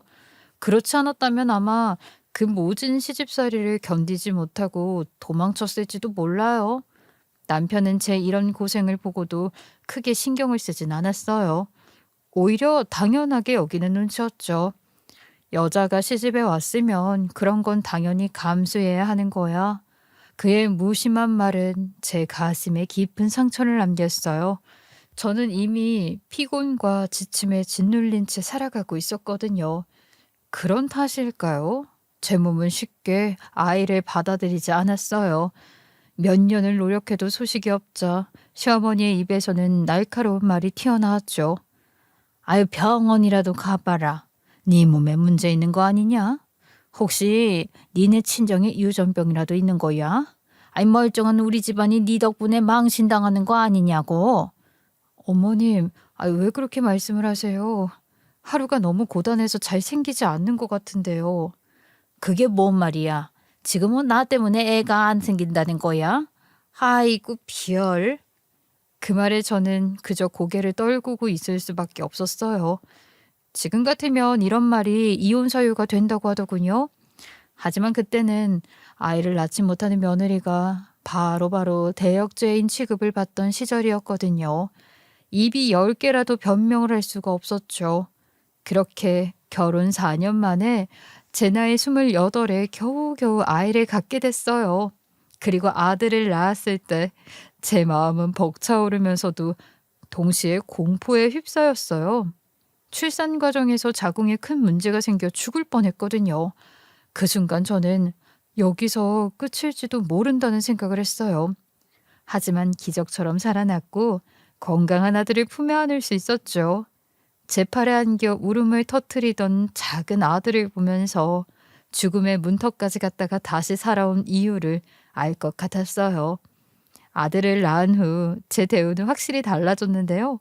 시어머니는 갑자기 태도를 바꾸며 손주에게 온 마음을 다 쏟으셨어요. 그 덕분에 저도 조금은 나아진 대접을 받을 수 있었어요. 하지만 마음속 한구석에는 늘 씁쓸함이 남아 있었죠. 아이를 낳아야만 비로소 인정을 받는 제 신세가 참 서글펐거든요. 우리 아들은 태어날 때부터 천재 아니냐는 소리를 들을 만큼 영특했는데요. 제가 괜히 고슴도치 엄마라서 그렇게 본 게 아니라 주변 사람들이 정말로 먼저 쟤는 참 머리가 똑똑하다라며 혀를 내두를 정도였어요. 그 시절에는 지금처럼 영어라는 것이 필수로 배워야 하는 것은 아니었는데 그런데도 우리 아들은 초등학생 때부터 스스로 알파벳이라는 것을 보곤 했어요. 그게 정말 신기하더라고요. 남들 아이들이 옹알이를 하며 겨우 엄마 할 때 우리 아들은 벌써 글자를 끼적이기 시작했으니까요. 한글은 말할 것도 없었어요. 말도 또래보다 훨씬 빨랐고 글씨는 남들보다 훨씬 일찍 배웠어요.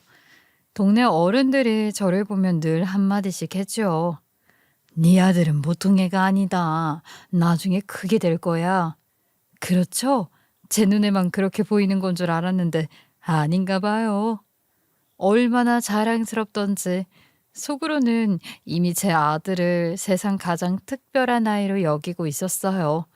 중학교, 고등학교에 들어가서도 전교 1등은 놓친 적이 없었어요. 대학 입시에서도 우리 아들은 서울에서 가장 좋은 대학에 덜컥 합격을 했고요. 발표 날 아들이 합격자 명단을 보여주며 붙었어요 하고 소리를 쳤을 때 저는 그 자리에서 주저앉아 눈물을 쏟았어요. 그 순간까지도 혹시나 떨어지면 어떡하나 노심초사했던 긴장이 한꺼번에 풀린 거였죠. 아들의 대학 등록금을 마련하느라 남편과 저는 허리가 휠 정도로 일했어요.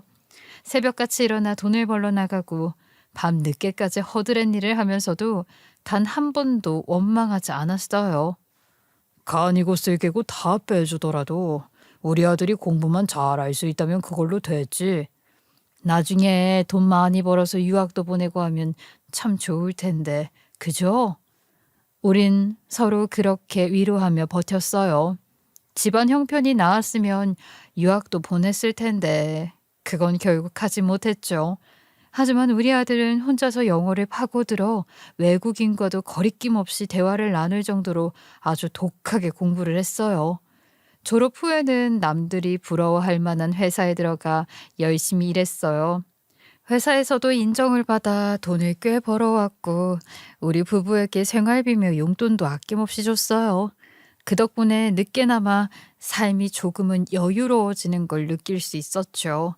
그러던 어느 날 아들이 뜻밖의 이야기를 꺼냈어요. 엄마, 아버지, 저 사업을 한번 해보고 싶어요. 아니, 얘 안정적인 직장 놔두고 무슨 사업이냐? 괜히 시작했다가 망하면 어쩌려고. 괜찮아요. 제가 잘할 수 있어요. 요즘은 컴퓨터 세상이잖아요. 그걸 이용한 사업이에요. 솔직히 저는 알지도 못했어요. 그저 뭐 컴퓨터에 깔아서 쓴다는 프로그램 같은 거라고만 들었죠. 그런데 그게 세상에나 대박을 치고 말았어요. 아들은 순식간에 큰 돈을 벌었고 우리에게 집도 사주고 차도 사주며 아들 노릇을 톡톡히 했죠. 정말 이 얼마나 감사한 일인지 몰랐어요. 우리 남편도 아들 자랑을 온 동네방네 하고 다녔는데요. 사람들은 하나같이 부러워했고 우리 아들이 돈도 잘 벌고 똑똑하니까 이제 바람이 하나 생기더라고요. 좋은 여자를 만나서 결혼하는 거요. 그런데 아들은 한동안 아무 소식이 없었어요. 30이 다 되어가도록 조용했으니 저는 속으로 은근히 걱정까지 됐어요. 그러던 어느 날 아들이 밝은 표정으로 집에 여자를 소개시켜주고 싶다고 말을 하는 겁니다. 저는 깜짝 놀랐죠. 연애를 하는 것도 몰랐으니까요. 그토록 기대하던 며느리감을 소개받았고 저는 우리 아들이 결혼하고 싶다던 며느리감을 보고 안도를 했어요. 아주 단정하고 참한 인상이었거든요. 부지런해 보이고 얼굴에서 진심이 묻어나 보였습니다. 시간이 흘러 결혼식 날에도 새하얀 드레스를 입은 며느리는 눈부시게 아름다웠어요. 신부 입장 전에 저를 향해 다가와 고개를 숙이며 말했죠. 어머니, 아버님, 앞으로 효도하면서 잘 살겠습니다. 그 말이 얼마나 고마웠는지 순간 제 눈가가 붉어졌어요. 저는 속으로 되뇌었죠. 우리 아들 정말 좋은 짝을 만났구나. 이제 걱정 안 해도 되겠다 하고요. 아들은 결혼 이후에도 사업이 승승장구했어요. 지역 신문에 아들의 이름이 오르내리는 걸 볼 때마다 저는 가슴이 뿌듯했죠. 그런데 이상하게도 아들의 표정은 그리 밝지만은 않았어요.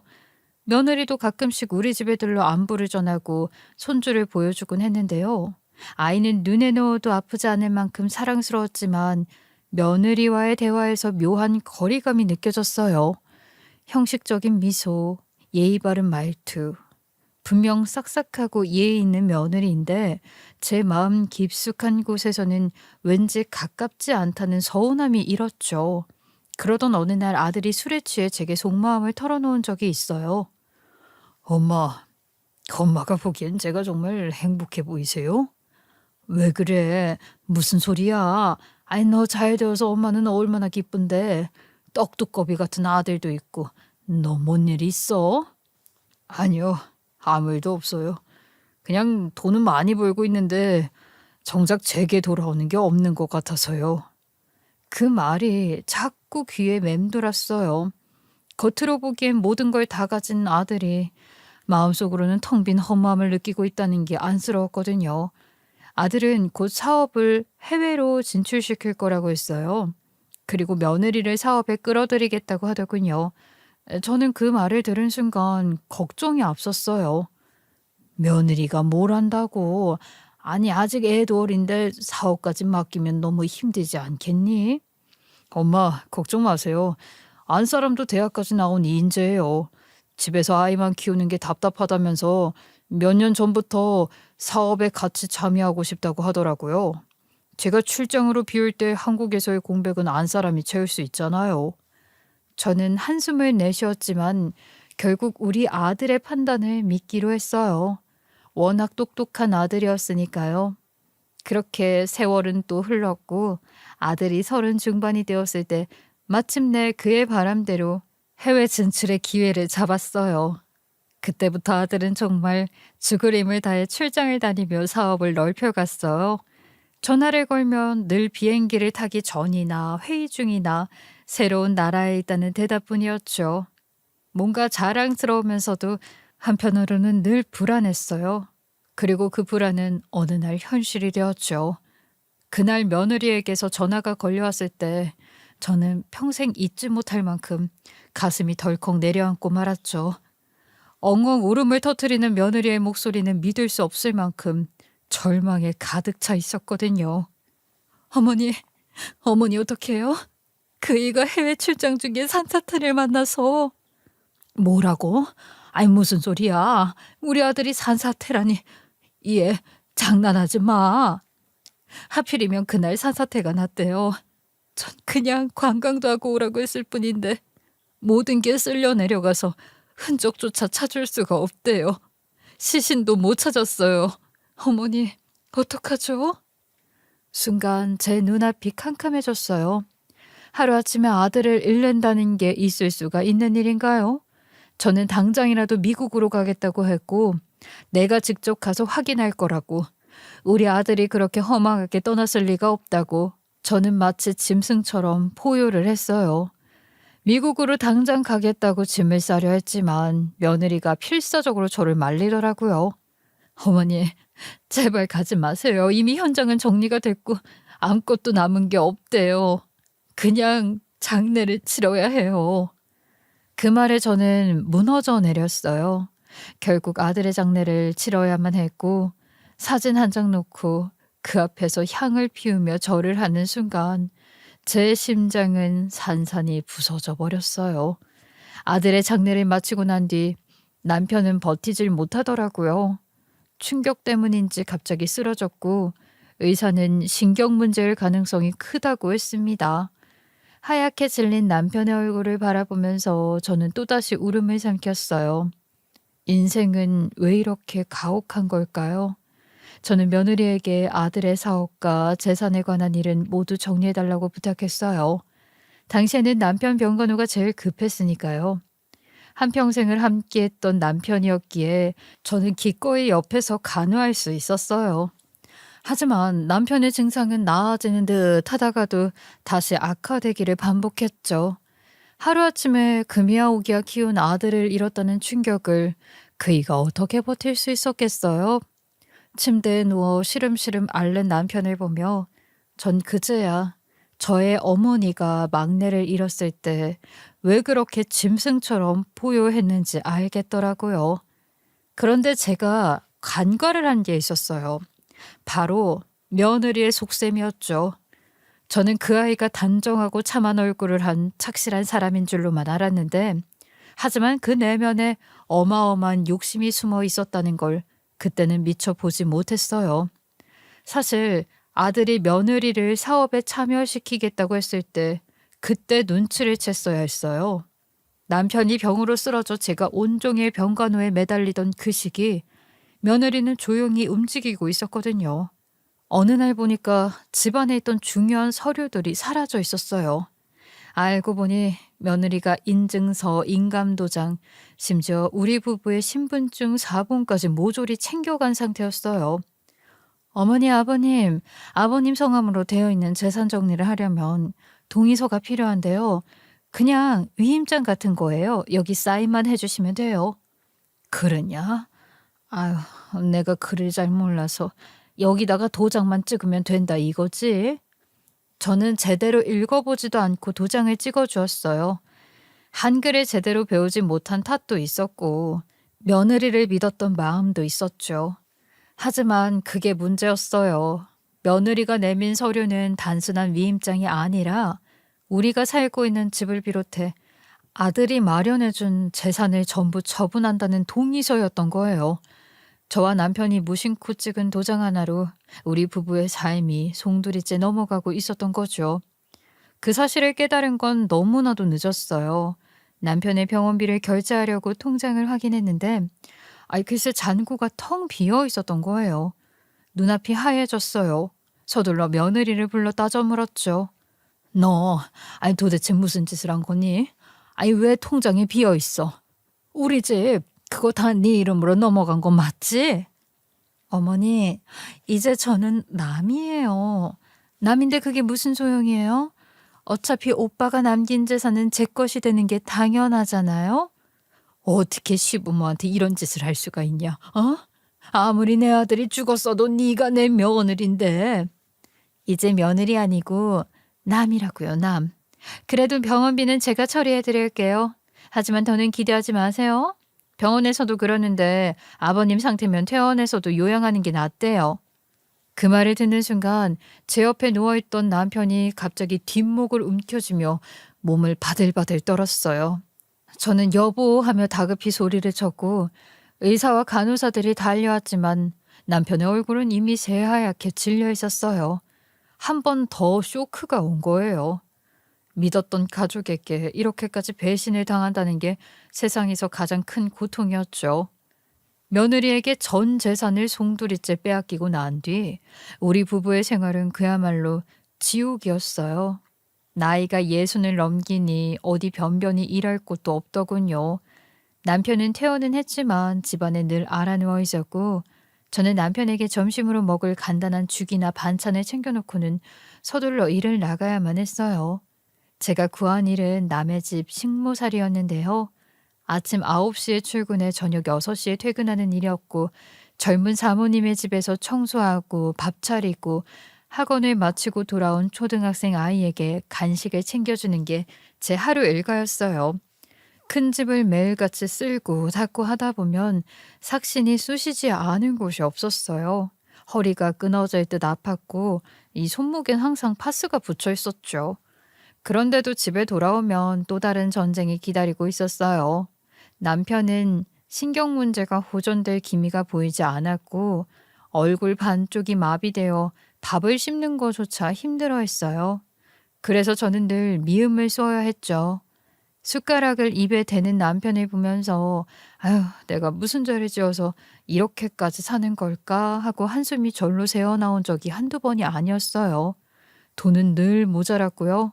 제가 번 돈은 약값이며 생활비로 모조리 빠져나갔고 하루가 멀다 하고 돈 걱정에 눈앞이 캄캄했어요. 그렇다고 늙은 오빠와 언니에게 손을 벌릴 수도 없는 노릇이었죠. 그들도 제 삶 못지않게 힘겹게 살아가고 있었으니까요. 조카들에게 도움을 청하는 건 더더욱 있을 수 없는 일이었고요. 그때 저는 가족이라는 게 참 쓸모없구나 라는 생각까지 하게 되었네요. 매일매일 죽지 못해 버티는 나날이 자그마치 10년 가까이 이어졌어요. 그리고 못된 짓이지만 밤마다 남편이 잠든 사이에 몰래 기도를 했어요. 하느님, 우리 남편이 이렇게 짐덩어리로 사느니 차라리 아들 곁으로 가게 해주세요. 그리고 저도 같이 가게 해주세요. 제 입에서 그런 말이 나오는 스스로가 너무 비참했지만 그만큼 삶이 고달팠던 거예요. 가끔은 그런 기도에 소름이 끼치기도 했지만 그게 제 진심이었습니다. 남편은 가끔 힘겹게 입을 열었어요. 편마비 때문에 발음이 흐릿했지만 그 의미는 분명했죠. 이게 전부 내 업보다. 그 말이 얼마나 제 가슴을 후벼 팠는지 몰라요. 그러던 어느 날 저는 식모살이를 나가 있던 중에 남편이 혼자서라도 쓰레기를 버리고 오겠다고 무리를 하다가 대문 밖 계단에서 굴러 떨어진 겁니다. 다행히 지나가던 행인이 신고를 해주었고 병원에서 연락이 왔어요. 저는 일을 하던 집에 양해를 구하고 병원으로 뛰쳐 달려갔죠. 하지만 병원에 도착을 했을 땐 이미 남편은 응급실 침대 위에 누워 있었고 머리를 심하게 다쳤는지 붕대를 칭칭 감고 주변에는 의사들이 분주히 움직이고 있었죠. 보호자분, 환자분 상태가 너무 위중합니다. 연세가 있으시고 몸이 쇠약해져 있어서 수술을 하더라도 마취해서 깨어나지 못할 가능성이 큽니다. 그 말이 끝나기도 전에 남편은 눈을 감아버렸어요. 저를 향한 단 한마디의 유언조차 남기지 못한 채 말이에요. 저는 바닥에 주저앉아 오열을 했고 남편까지 떠나면 전 정말로 혼자가 되어버리는 거잖아요. 살면서 미웠던 적이 더 많은 남편이었지만 유일한 제 편이었는데 이렇게 허망하게 떠나다니요. 하지만 남편은 더 이상 대답하지 않았습니다. 의사는 사망 선고를 내렸고 저는 장례식장으로 안내를 받았어요. 눈물이 마르기도 전에 제 머릿속은 장례비 걱정으로 가득 차 있었는데 상조회사 하나 가입해 놓은 곳도 없었어요. 조촐하게 마련한 장례식장에는 손님들이 뜨문뜨문 찾아왔어요. 저희와 평생을 함께했던 이웃 몇몇 그리고 남편의 옛 직장 동료들이 조금 들러서 조문을 해주었죠. 하지만 정작 와야 할 사람은 오지 않더라고요. 바로 며느리였는데요. 10년 동안 연락조차 하지 않았던 사이였지만 그래도 시아버지가 하늘나라에 갔다고 전했는데 코빼기도 보이지 않았어요. 그 사실에 저는 너무나 원망스러웠어요. 그래도 시아버지가 하늘나라에 갔다는데 와야 하는 게 맞는 거 아니냐고요. 장례식장 빈 의자들을 보며 저는 다시 한번 절망했죠. 남편을 떠나보낸 슬픔에 더해 의절한 며느리에 대한 배신감까지 가슴을 짓눌렀어요. 하지만 문제는 그 다음이었어요. 남편 장례를 치르는 도중에 제 꼴이 워낙 허름해서 그랬던 건지 아니면 병원 측에서도 못 믿어서였는지 장례비를 중간 정산하라며 찾아온 거예요. 저는 막 월급을 받기도 전이었고 지난 세월 동안 모아둘 수 있는 돈도 없었기 때문에 손에 쥔 돈이 한 푼도 없었어요. 제가 꼭 갚을게요. 장례만 제대로 치르게 해주세요. 제발 부탁드려요. 아이 어머니, 돈이 없으면 장례를 진행할 수가 없습니다. 지금 당장 정리하시죠. 그 순간 귀를 의심했어요. 아니, 남편이 죽은 지 며칠이나 됐다고. 아직 장제를 정하지도 못하고 화장도 못했는데 장례식 중간에 돈이 없다고 내쫓겠다는 게 말이 되나요? 아니, 어떻게 이런 말씀을 하실 수가 있어요? 지금 제 남편이 누워있는 이 장례식장이에요. 돈이 없다는 이유로 나가라니요. 사정은 이해하지만 아이 돈이 없는데 무슨 장례를 치르십니까? 그 정도는 상식이죠. 아, 나중에 갖겠다니 복에 겨운 소리 하지 마세요. 그 말은 제 심장을 그대로 찌르는 칼 같았어요. 정말 이 나라가 제가 살아온 대한민국 사회가 맞나 싶었죠. 눈물이 뚝뚝 흘러내려 앞이 보이지 않을 정도였어요. 그런데 그때였죠. 제 앞으로 불쑥 손수건 하나가 내밀어졌어요. 놀라서 고개를 들자 정장을 말끔하게 차려입은 한 남자가 장례식장 관계자들을 향해 카드를 내미는 게 보였어요. 일시불로 계산해 주세요. 어르신, 걱정하지 마세요.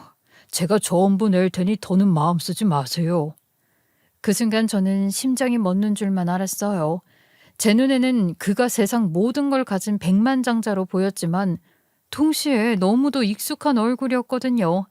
까만 카드를 들고 서 있는 그 사람은 분명히 10년 전 미국 출장길에서 산사태에 휩쓸려 죽었다고 했던 제 아들이었으니까요. 아니, 이게 말이 되는 소리냐고요. 어떻게 죽은 제 아들이 버젓하게 살아 돌아올 수 있냐고요. 그것도 10년이라는 세월이 지나서요. 제 입에서는 떨리는 목소리가 흘러나왔어요. 손이 덜덜 떨려 멈출 수도 없었죠. 너 설마, 너 정말 정훈이냐? 아니, 내가 귀신을 보는 게 아니라 너 정말 살아있는 정훈이야? 내 아들 정훈이? 제 이름이 정훈인가요? 순간 제 머릿속이 하얘졌어요. 아니, 이건 또 무슨 뚱딴지 같은 소리예요? 죽은 내 아들이 내 눈앞에 서 있는데 나를 알아보지 못하고 있다뇨. 저는 울먹이며 그의 양 어깨를 붙잡고 흔들었어요. 제 눈앞에서 아들의 얼굴은 분명 변하지 않았는데 그 입에서 어르신이라는 단어가 흘러나온 게 믿기지가 않았거든요. 저는 또다시 절규를 했죠. 정훈아, 너 맞지? 네가 어떻게 죽었다가 돌아왔어? 말 좀 해봐. 엄마야, 네 엄마라고 내가. 네가 어떻게 나를 보고 엄마라고 하지 않고 어르신이라고 하니? 네가 어떻게 자기 이름이 정훈이냐고 묻냐고. 아, 이게 무슨 일이야? 그때 제 옆으로 또 다른 남자가 다가왔는데요. 제 나이 또래로 보이는 외국인 남자였어요. 그는 제 팔을 붙잡으며 다급히 말렸죠. Please calm down. 저는 그 말이 귀에 들어오지도 않았어요. 다리에 힘이 쫙 풀려 주저앉고 말았거든요. 도대체 이게 무슨 상황이란 말인가요? 분명히 죽었다는 아들이 제 눈앞에 멀쩡히 살아있었고 그런데 저를 알아보지 못한 채 정훈이냐고 되묻고 있었어요. 죽은 내 아들이 어떻게 살아 돌아왔으며 왜 나를 엄마가 아닌 어르신이라 부르는지, 왜 이름마저 기억하지 못하는지, 장례식장 한켠 진정을 한 저와 우리 아들, 그리고 처음 보는 외국인 부부가 마주 앉아 이야기를 나누게 되었어요. 그 부부는 한국어를 전혀 하지 못하는 듯 했죠. 그래서 아들이 중간에서 통역을 해주었는데 저는 여전히 눈물이 마르지 않는 얼굴로 떨리는 가슴을 부여잡으며 그들의 말을 들었어요. 그리고 저는 그 자리에서 아주 충격적인 진실과 마주하게 되었습니다. 아들은요, 산사태에 휩쓸려 죽은 게 아니었어요. 관광을 해볼까 하던 찰나 타고 있던 차가 무장한 괴한들에게 덮쳐졌다고 해요. 그대로 강도를 당했고 머리를 크게 얻어맞아 길가에 버려졌다고 합니다. 그때 그 자리에 지나가던 외국인 부부가 아들을 발견하고 급히 자기네 집으로 데려갔던 거예요. 아들의 짐과 신분증, 여권 같은 게 모든 게 도난당한 상태였기 때문에 병원에 가도 신원이 확인되지 않아서 입원조차 하지 못했다고 했어요. 기록도 남지 않았으니 세상 어디에도 존재하지 않는 사람이 되어버린 거였죠. 외국인 부부는 불임이었대요. 그래서 동양인 아이를 입양을 하려고 했었는데 안타깝게도 그 아들이 스스로 생을 마감하고 말았다고 했어요. 그 상처와 외로움 속에서 살던 부부가 길가에 쓰러져 있는 우리 아들을 보고는 마치 떠나간 아들이 돌아온 것처럼 느껴졌다고 했죠. 근데 그 부부는 좀 돈이 많았대요. 그래서 신분증이 없어 병원에 정식으로 입원을 할 수 없자 아예 집으로 주치의를 불러다 놓고 지극정성으로 아들을 계속 간호를 한 겁니다. 그렇게 무려 10년 동안 우리 아들은 그 집의 아들로 살아온 거예요. 제가 눈을 떴을 때 저는 머리를 크게 다쳐서 기억을 모두 잃은 상태였어요. 아니, 어떻게 그런 일이 있을 수가 있니? 그러면 한국에서 살았다는 것도 부모가 누구였는지 네 자식조차 기억하지 못했다는 게야? 아들은 이름조차 기억하지 못했어요. 생년월일도 어디서 살았는지도 부모가 누구인지도 알 수가 없었어요. 그래서 외국인 부부는 자기들 아들처럼 여기며 새로운 이름을 붙여주고 그때부터 하나하나 모든 걸 가르쳤다고 합니다. 그렇게 아들은 완전히 새로운 사람으로 미국에서 다시 태어난 셈이었어요. 외국인 부부는 아들을 위해 선생을 붙여주었고 사업체까지 물려줄 계획을 세웠다고 했어요. 하지만 시간이 흐르면서 아들은 조금씩 기억의 조각들이 돌아오기 시작했대요. 너무 단편적이고 파편화된 기억들이었지만 그 조각들이 모여 점점 더 분명해졌다고 했습니다. 자신이 한국인이라는 것, 결혼을 했었다는 것, 그리고 자식이 있었다는 것. 그 기억들이 마치 퍼즐처럼 하나둘 맞춰졌다고 했어요. 저는 가끔 꿈에서 한국말을 했어요. 제 기억 속엔 늘 낯이 익은 집과 사람들 얼굴이 있었는데 그게 누구인지 설명할 수가 없었어요. 그러다 어느 순간 확실히 알았죠. 제가 한국 사람이라는 걸요. 우리는 겨우 얻은 두 번째 아들을 이제 떠나보내야 하는 건가 고민을 했습니다. 차라리 미국에서 새 출발을 하자고 우리가 가진 사업체도 모두 물려줄 생각이었지요. 하지만 점차 기억을 되찾아가는 아들은 한국으로 가야 한다고 본래의 자신을 찾아야 한다고 고집을 피웠대요. 저는 그 말을 듣고 눈물을 멈출 수가 없었습니다. 제 앞에 서 있는 아들이 살아 돌아온 게 기적 같았지만 그 10년 세월 동안 얼마나 고통스러운 혼란 속에서 살았을지를 생각하니까 제 가슴이 다 찢어지는 듯 했어요. 저는 아들의 손을 꼭 잡은 거 말고는 아무런 말도 할 수가 없었습니다. 그 어떤 말도 위로가 되지 않을 거라고 생각했으니까요. 정훈이는 한국에 돌아온 뒤에 본인의 행적을 하나하나 수소문을 했대요. 처음엔 기억이 온전치 않아 길도 헤매고 사람 얼굴을 봐도 확신이 서지 않았지만 차근차근 발걸음을 옮기다 보니까 결국 알게 된 거예요.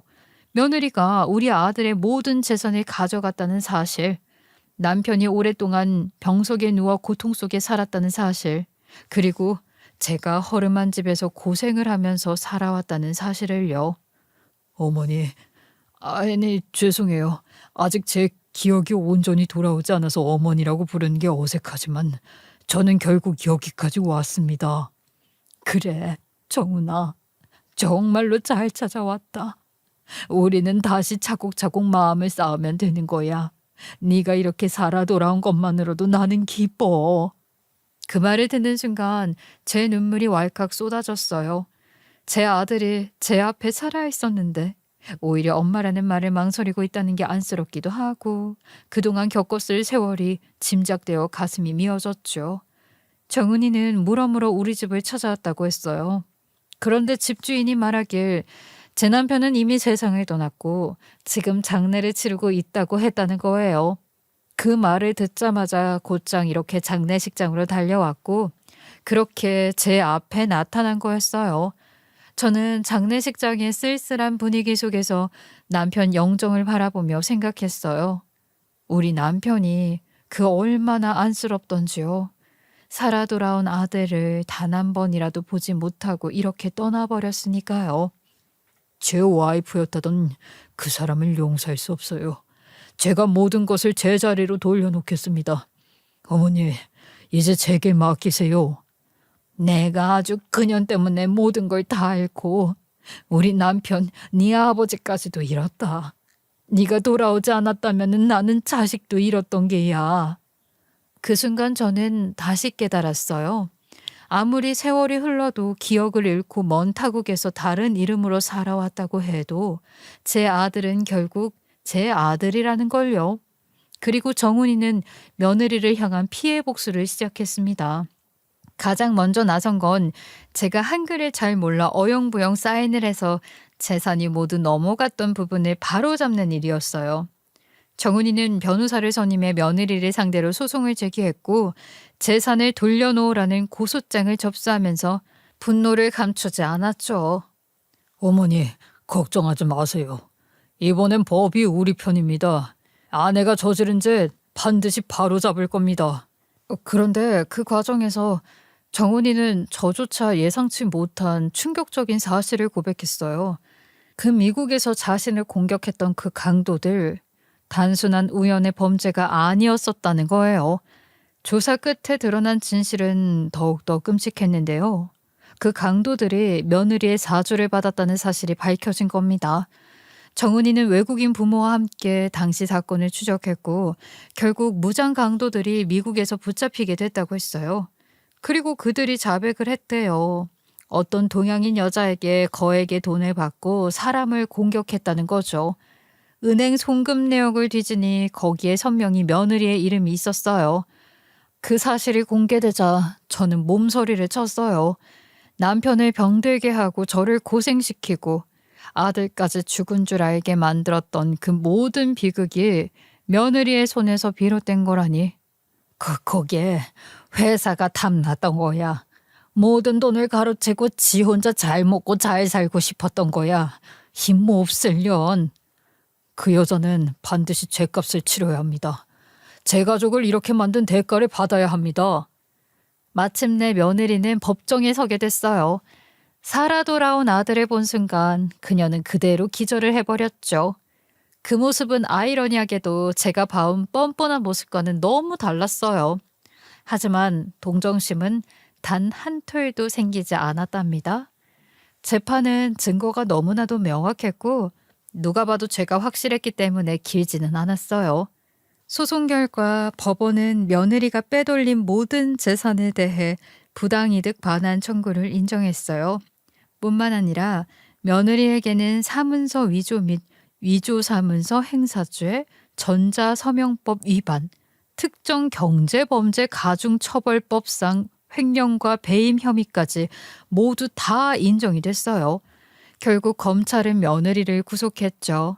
그 소식을 듣는 순간 저는 눈을 감고 남편의 영정을 떠올렸어요. 여보, 이제 걱정 말어. 우리 아들이 돌아와서 모든 걸 다 바로잡았어. 하늘에서 지켜보고 있지. 그제야 제 어깨에 얹혀있던 무거운 짐이 조금은 내려가는 듯 했죠. 며느리가 강도를 사주했다는 사실까지 밝혀지면서 사건은 걷잡을 수 없이 커졌어요. 형사사건 중에서도 이런 일은 드물다면서 수사관들조차 고개를 절레절레 흔들었죠. 결국 며느리는 도망갈 길이 없었고 그대로 포승줄에 묶여 고개를 숙인 채 판결을 받았어요. 법원의 판결이 내려지는 순간 저는 그동안 눌려있던 숨이 터져나오는 것 같았죠. 이후 저는 며느리가 가로챘던 부동산과 예금, 그리고 우리 아들 회사까지 모두 되찾을 수 있었어요.